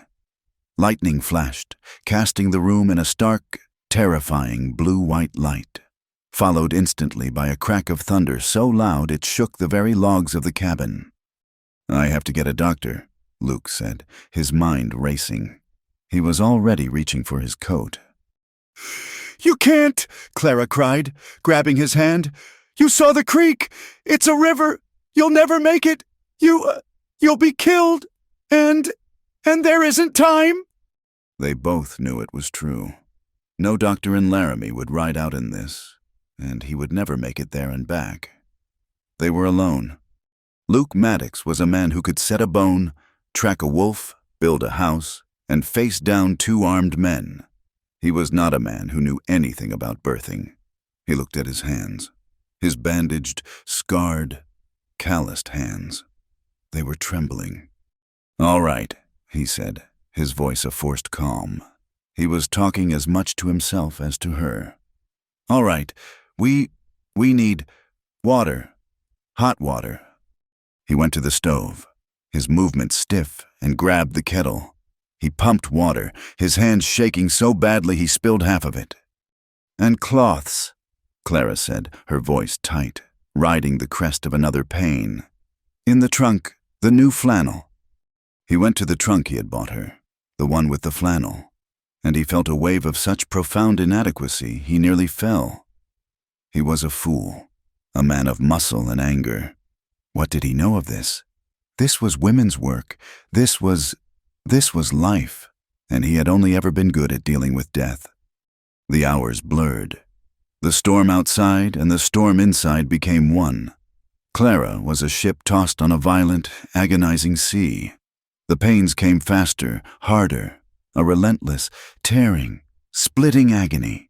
She cried out, her voice lost in the shriek of the wind. Luke was a rock. His panic had subsided, replaced by a grim, focused terror. He did not leave her side. He boiled water. He tore the flannel into strips. He washed his hands, scrubbing them with lye soap until they were raw. He knelt by the cot, his face level with hers. "Breathe, Clara," he said, his voice a low, rough command. "Breathe with me, now." He took a deep, shuddering breath, and she, her eyes locked on his, followed. "It hurts," she sobbed, her fingers gripping his wrist with a strength he did not know she possessed. "Luke, it hurts. I can't. "Yes, you can," he said, his other hand wiping the sweat-soaked hair from her face. You faced down your father. You faced down his men. This is just—" "One more thing. You are the strongest person I know. Clara Maddox. You hear me? You are not weak." He held her. He coached her. He spoke to her, not in the soft, cooing tones of a midwife, but in the steady, grounding words of a partner. He told her about the land, about the spring thaw, about the horse he would buy for the child. He talked, a low, constant rumble, to keep her anchored, to keep the fear at bay. The storm reached its zenith. A bolt of lightning struck a pine tree not 100 yards from the cabin. The sound, an explosion, a cannon shot. The world went white, and the smell of ozone and burning wood filled the air. At that exact moment, Clara screamed, a high, primal sound that was not just pain, but effort. "Now, Luke," she shrieked. It's coming. Oh, God, help me." He was there. He moved to the end of the cot, his hands, which he had thought so clumsy, now steady. He was terrified. He was awed. He was a man watching a miracle in the midst of a war. "Push, Clara!" he yelled, his voice rising above the storm. "Push! I'm here! I have you! I see! Oh, God! Clara! Push!" She bore down, her body splitting, her world narrowing to a single, burning point of agony. One last tearing cry. And then silence. The storm seemed to pause. The wind held its breath. In the sudden, ringing quiet, there was a new sound. The sound of a thin, furious, indignant wail. A baby," Luke whispered. He was holding a small, slippery, red-faced creature. Impossibly tiny, perfect, and terrifyingly alive. It's a... He cleaned the baby with a practiced, gentle hand he did not know he had. He wrapped the small, trembling body in a piece of clean flannel. Is it all right?" Clara whispered, her voice a reedy, exhausted thread. "Is the baby all right?" "She's perfect," Luke said, his voice thick. He walked back to her side, his knees shaking. She's a daughter. Clara, we have a daughter." He laid the bundle on Clara's chest. Clara, her face stained with tears and sweat, looked down. Her daughter, her tiny, perfect, beautiful daughter. She touched a small, clenched fist. "Hello," she whispered. Luke sat on the edge of the cot, his body heavy with a relief so profound it was a pain. He watched his wife and his daughter.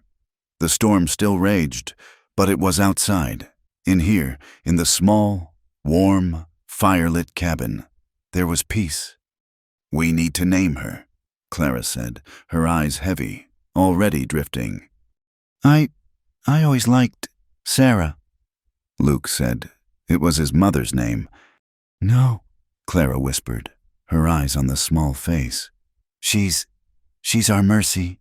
She's the Mercy they never showed us. Her name is Mercy." Luke looked at the child. "Mercy Maddox. Mercy," he repeated. The name felt right. It felt earned. He stood up, needing to move. He went to the cradle he had built and brought it closer to the cot.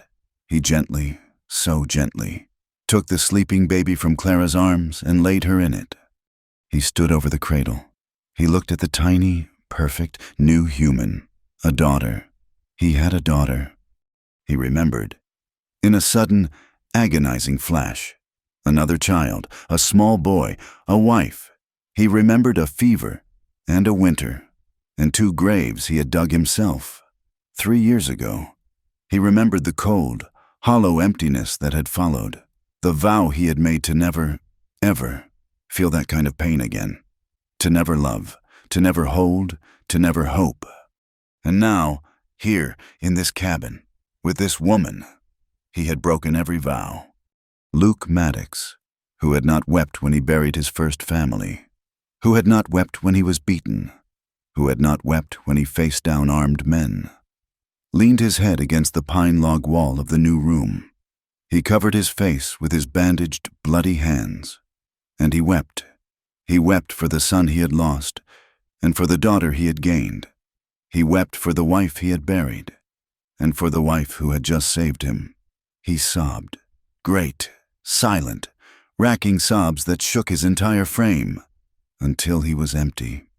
Life settled into a new, quiet rhythm.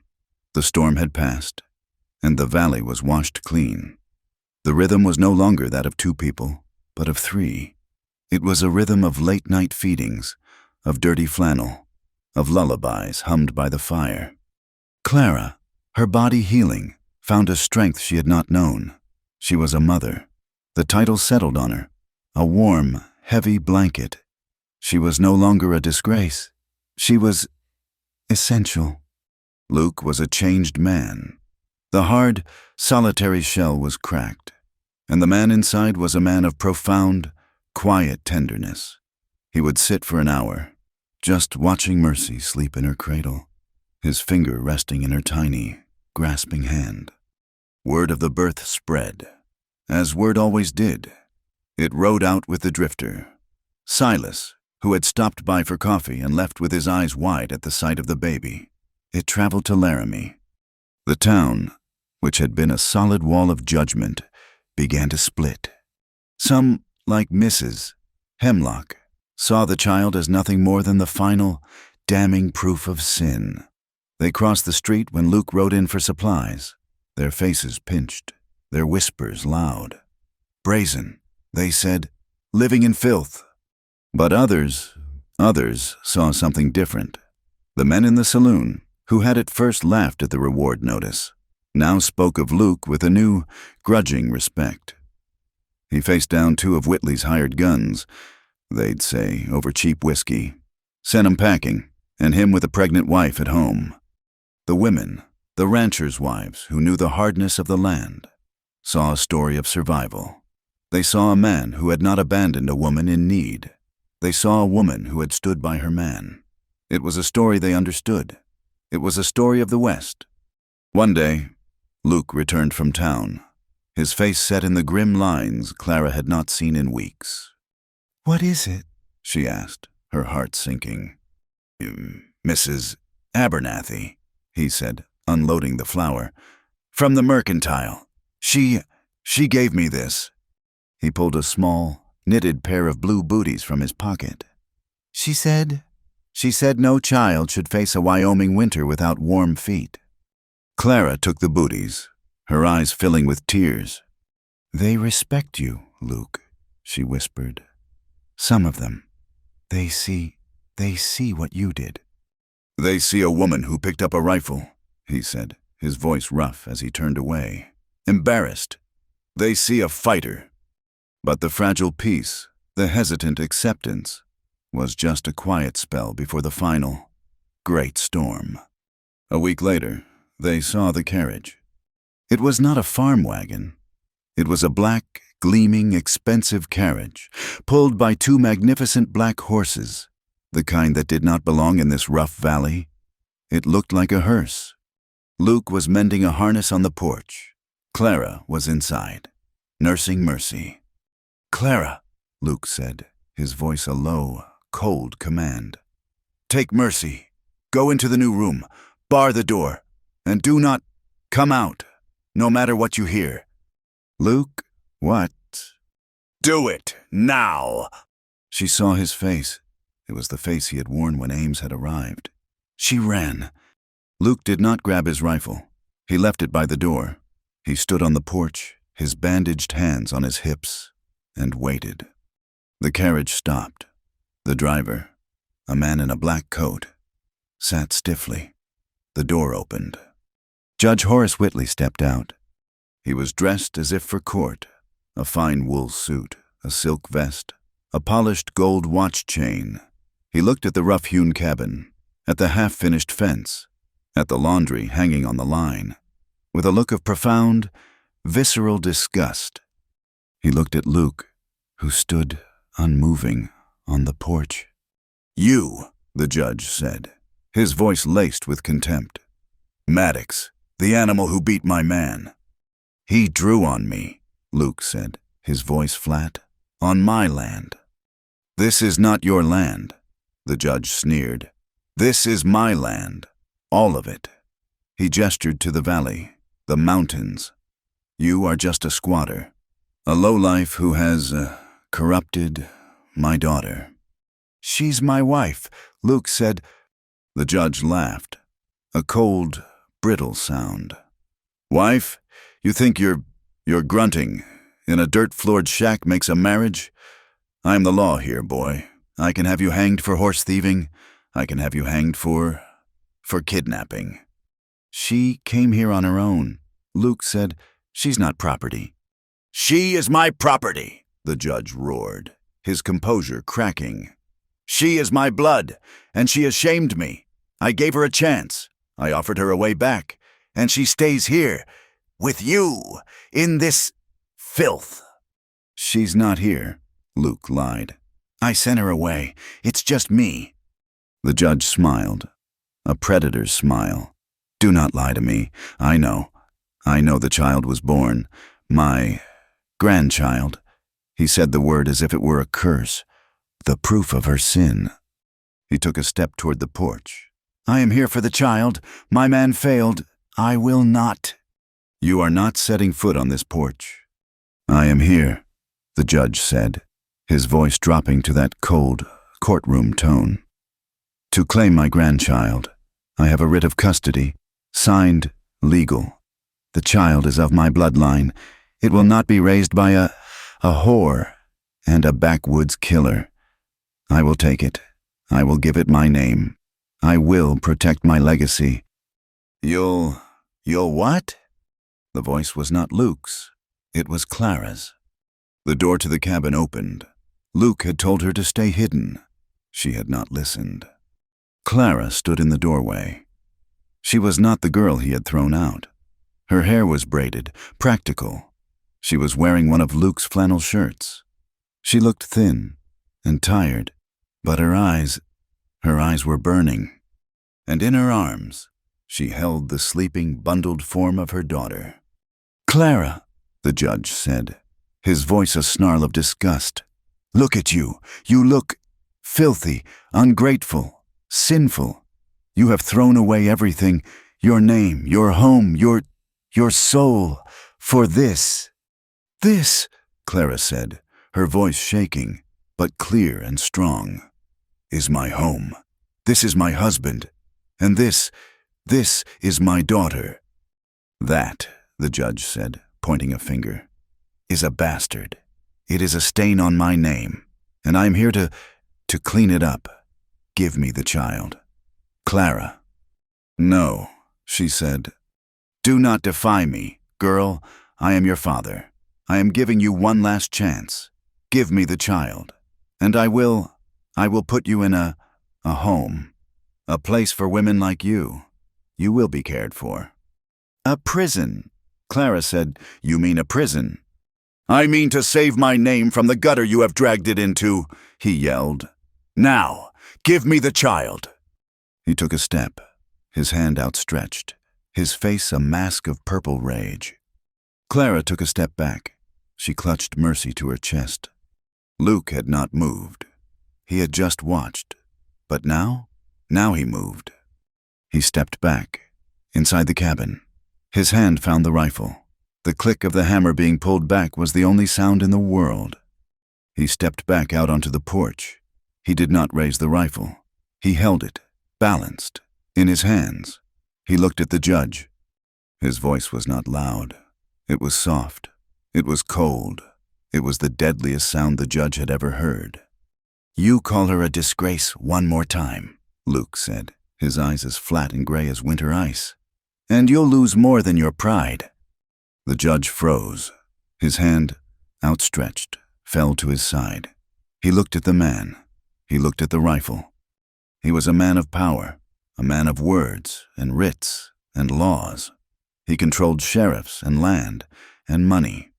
And in that moment, he realized, with a sickening, cold clarity, that none of it mattered. He was standing in the dirt, in a valley miles from his power, in front of a man who had killed before, a man who had nothing to lose and everything to protect. He was looking at a man who was not bound by his laws. He was looking at a man who was the law out here. He saw the look in Luke's eyes. It was not anger. It was not rage. It was a promise. He saw his daughter standing there, not as a cowering girl, but as a woman, a fierce, protective animal. She was not his, she was his.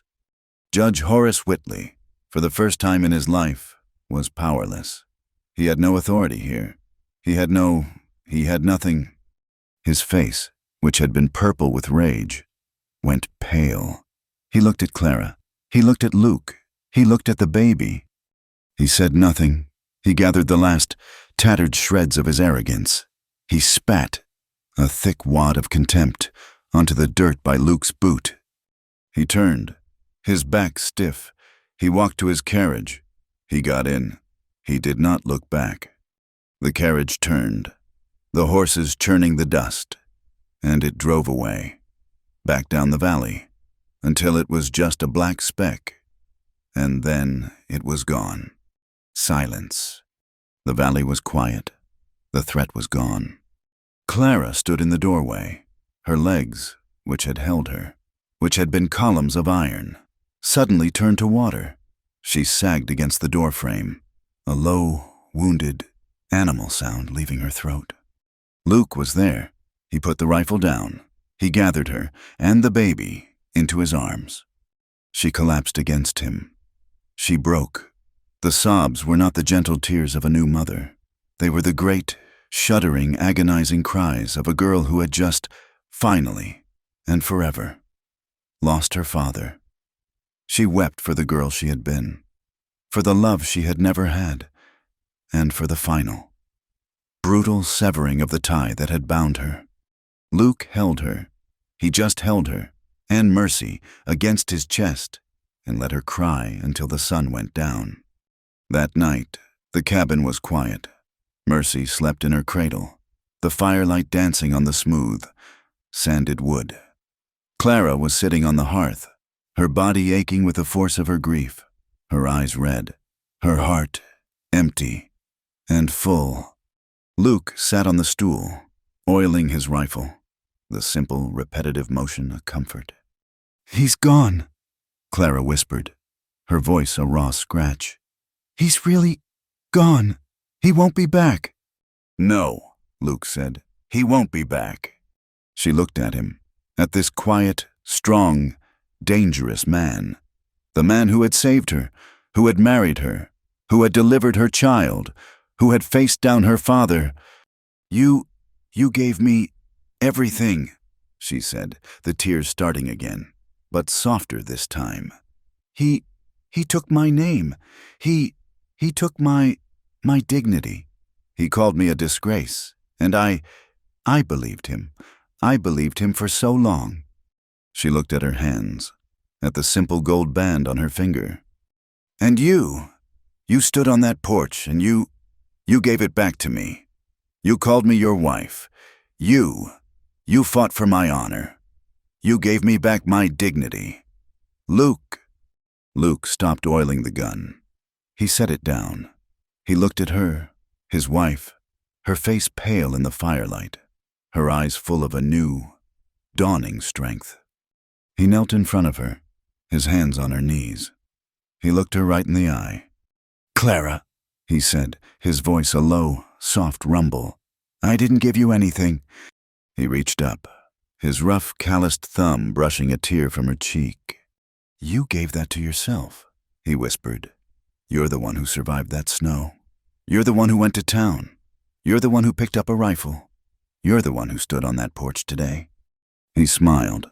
"A small, rare, beautiful thing. I just saw it first. The months bled into a year, and then another. The land did not get softer. The winters were not kinder.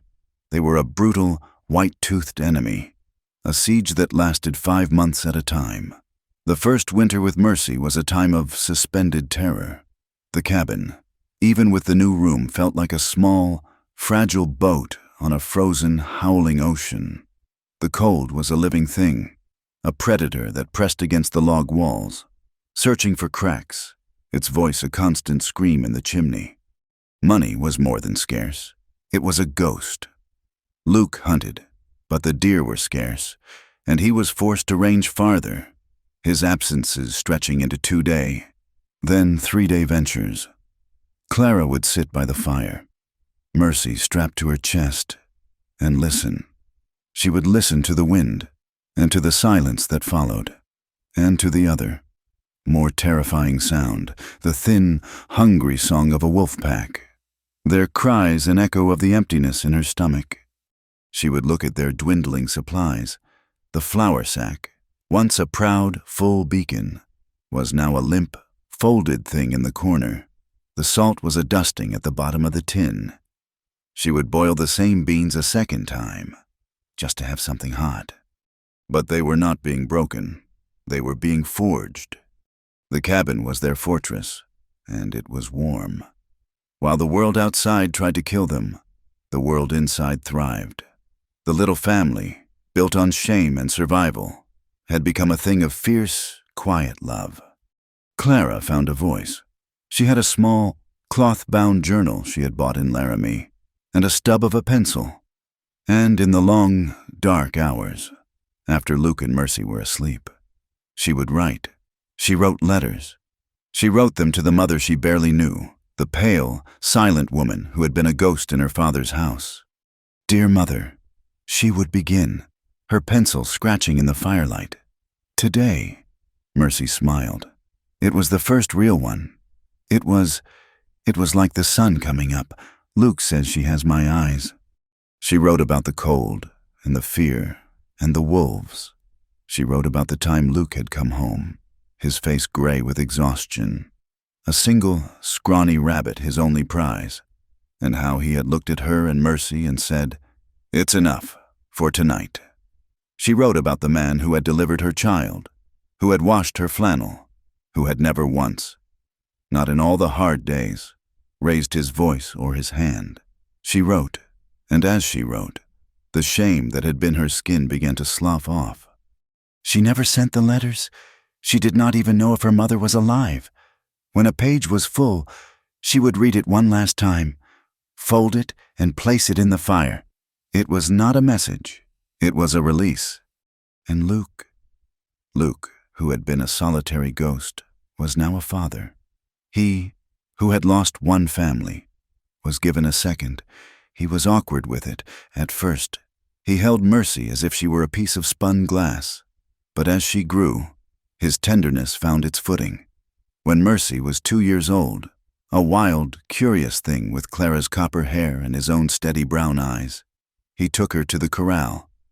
He had spent the winter carving, not a cradle this time, but a pony, a small, perfect wooden pony on rockers.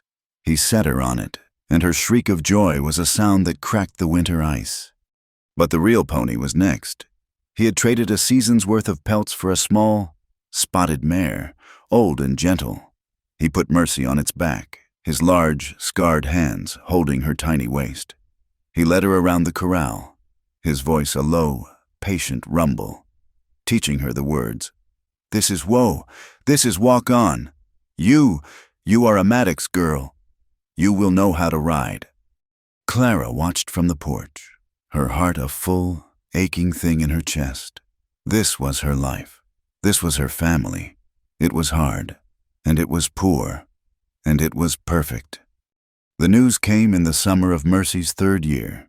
The valley was green, the cattle were fat, and life, for the first time, felt almost easy. A rider. The sight of a stranger still sent a jolt of ice through Clara's veins. She instinctively reached for Mercy, pulling her close. Luke, who was mending a fence, did not stop his work, but his hand went still, his head lifting, his whole body a study in watchful, quiet tension. This was not a hired gun. This was a man in a black, dusty suit, riding a tired-looking horse. He looked like a preacher or an undertaker. He stopped at the fence line, a good 100 yards from the house, and waited. Luke walked to him, his rifle left on the porch, a sign of new, hard-won confidence. Clara could not hear the words, but she watched the exchange. Luke's body was stiff. The man in the suit, a Mr. Evans from Laramie, handed him a thick, sealed envelope. Luke did not open it. He just nodded, his face unreadable. The lawyer tipped his hat, turned his tired horse, and rode away, as if glad to be leaving a place he did not understand. Luke walked back to the porch. He did not look at her. He sat on the top step, his back to her, and stared at the envelope. It was addressed not to him, but to Mrs. Clara Maddox, née Whitley. "Luke?" she said, her voice small. "He's dead, Clara," Luke said, his voice flat, his gaze on the distant mountains. "Your father, Judge Whitley. He died, a stroke. 2 weeks ago, died at his desk, the man said, alone." Clara stood, the world tilting. She had braced for a fight, for another attack. She had not braced for this. For nothing. The great defining monster of her life was just gone. She felt no joy. She felt no grief. She felt a profound, sudden, hollowing emptiness. The war was over, and she had not even known the final battle was being fought. "The letter," she whispered. Luke held it out to her. "It's from his lawyers, Evans." She took it. Her hands were shaking. She broke the seal. It was long, full of words she did not understand. Testament, executor, bequeath. And then she saw the numbers. Her father, in his final, complex act of control, had not disowned her. He had, in his way, owned her, the estate, the house, the lands, the bank accounts. A portion was to be held in trust. A portion, a staggering one, was left to his political allies. And one portion, 1/3, was left to her, his only child. It was a fortune. It was more money than she had ever known existed. She sat on the porch step, the letter falling into her lap. She began to laugh, a wild, hysterical, terrible sound that startled her own daughter. "Clara," Luke said, his hand on her shoulder, his voice full of a worried, grounding strength. It's a joke," she gasped, the laughter turning to sobs. He called me a disgrace. He offered a reward for me, like a lost animal. And now he—" She grabbed the letter, her hands clenching, crushing it. "I don't want it." Her voice was a snarl. "I don't want his filthy, his blood money. It's a chain. It's one last way for him to own me. I won't take it." She stood up, ready to march to the fire, to burn this last piece of him, just as she had burned her letters. Luke stopped her. His hand on her arm was not a question. You don't understand," she said, her voice breaking. This is his hate. Luke, it's not a gift. It's a brand." "I know what it is," Luke said, his eyes clear and steady, boring into hers. "And I know what you want to do. You want to burn it, for pride, for revenge." I want to be free of him," she whispered. "You are free of him," Luke said, his voice low and certain. "He's dead. He can't hurt you anymore. But this—" He touched the crumpled letter. "This ain't his, Clara. Not anymore. He didn't give it to you. He owed it to you. He owed it to you for the nights you spent in the cold. He owed it to you for the shame he put on your name. He owed it to you for this." His gaze moved, just for a second, to Mercy, who was watching them with wide, worried eyes. Don't take it for him, Luke said, his voice softening. Don't take it for revenge. And don't take it for you. Take it for her. He looked around, at their small, struggling valley, at the cabin, sturdy but small, at the fence, mended in a dozen places. This land is hard. Clara, I can keep us fed. I can keep us warm. But this money, this ain't a chain. This is a tool. This is a start.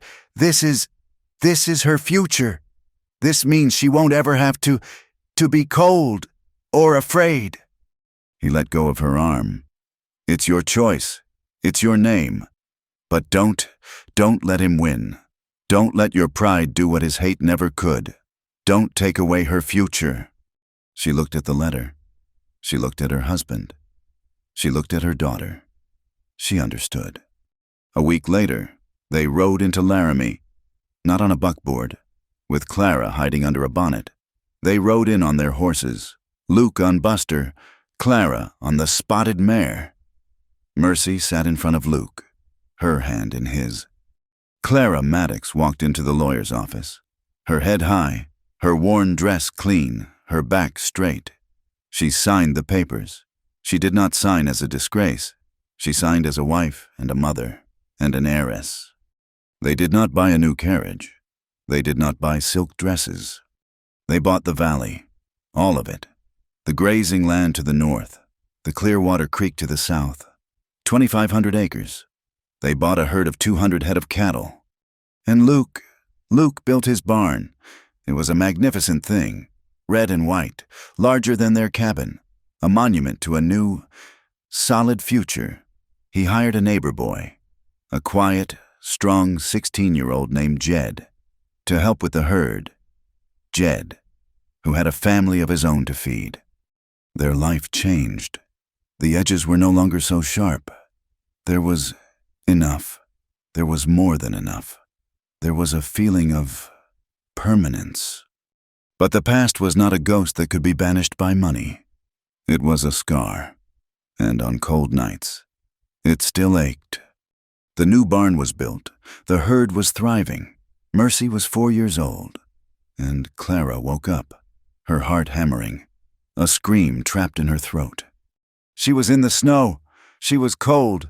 Her father's voice was in her ear. Disgrace! Disgrace! She sat up, gasping. Her nightdress stuck to her with a cold sweat. Luke was awake in an instant. He had slept lightly for years. Clara, what is it? A dream, she whispered, her voice shaking. It's stupid. We have all of this.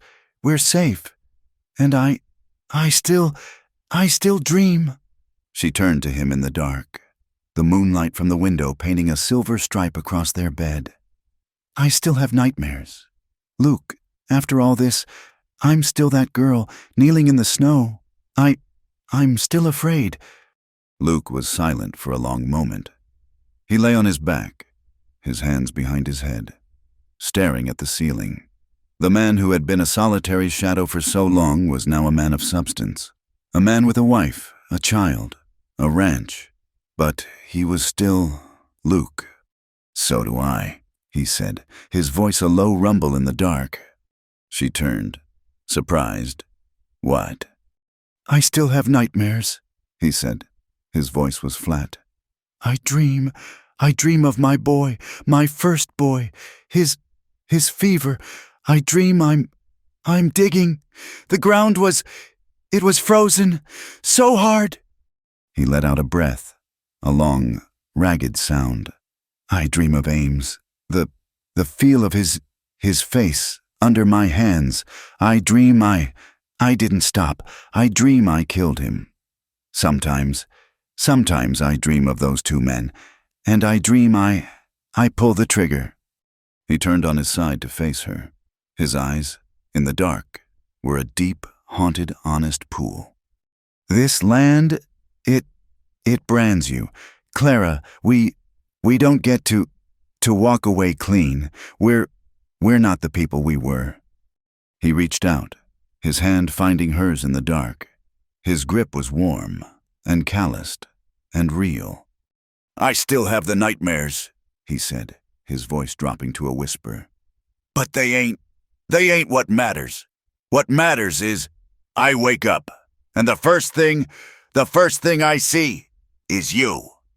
He squeezed her hand. "You're the reason I wake up. Clara, you're the anchor. You and Mercy, you're what's real." She lay back down, her hand in his. She did not feel afraid. She did not feel alone. The nightmares were real, but so was this. The seasons turned. Summer, fall, winter, spring. The land demanded its due, and they paid. They paid in sweat, in work, in vigilance. But the land also gave back. The herd grew. The valley was theirs. Mercy turned 5. She was long-legged and wild and fearless. She rode her pony, a new one, a fast little gray, like a part of the wind. And Clara grew. She was no longer a girl. She was a woman. She was Mrs. Maddox.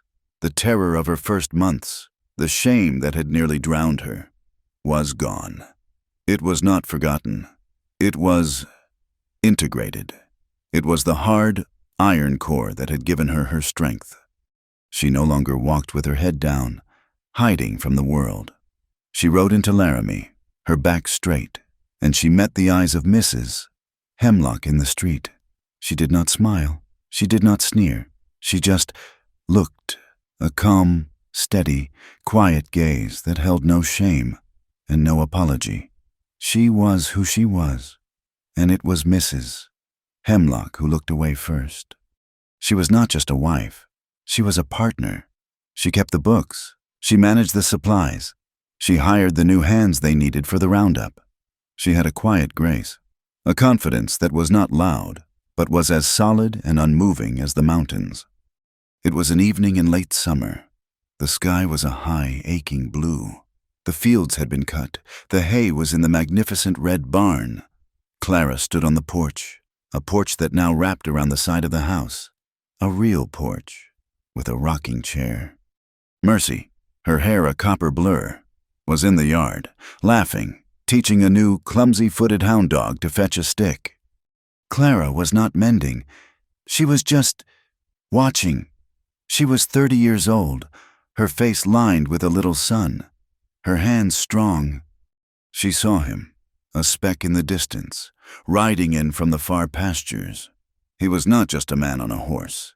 He was her husband. He was the center of her world. He rode into the yard, his face tired, streaked with dust, his hat pulled low. He was no longer the young, haunted man. He was a rancher, a man of substance, a man who had built a life with his own 2 hands. He stopped his horse. He looked at the house he had built. He looked at his daughter, who ran to him, her arms up. He leaned down, sweeping her up, and set her on the saddle in front of him. And he looked at his wife. Clara stood on the porch, her hand on the railing. She did not move. Luke Maddox looked at Clara Maddox.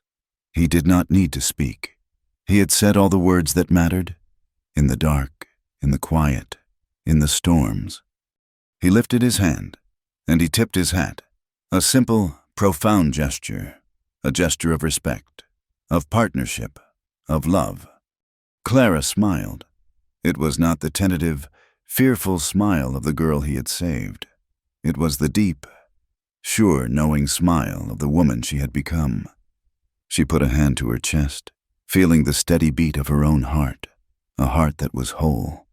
"I may have been a disgrace once," she thought, her voice soft and steady in her own mind.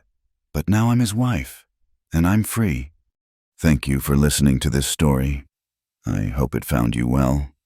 I'd love to know where in the world you're listening from, so please feel free to comment and let me know. If you enjoyed this, be sure to subscribe to From Wild West for more stories like this one.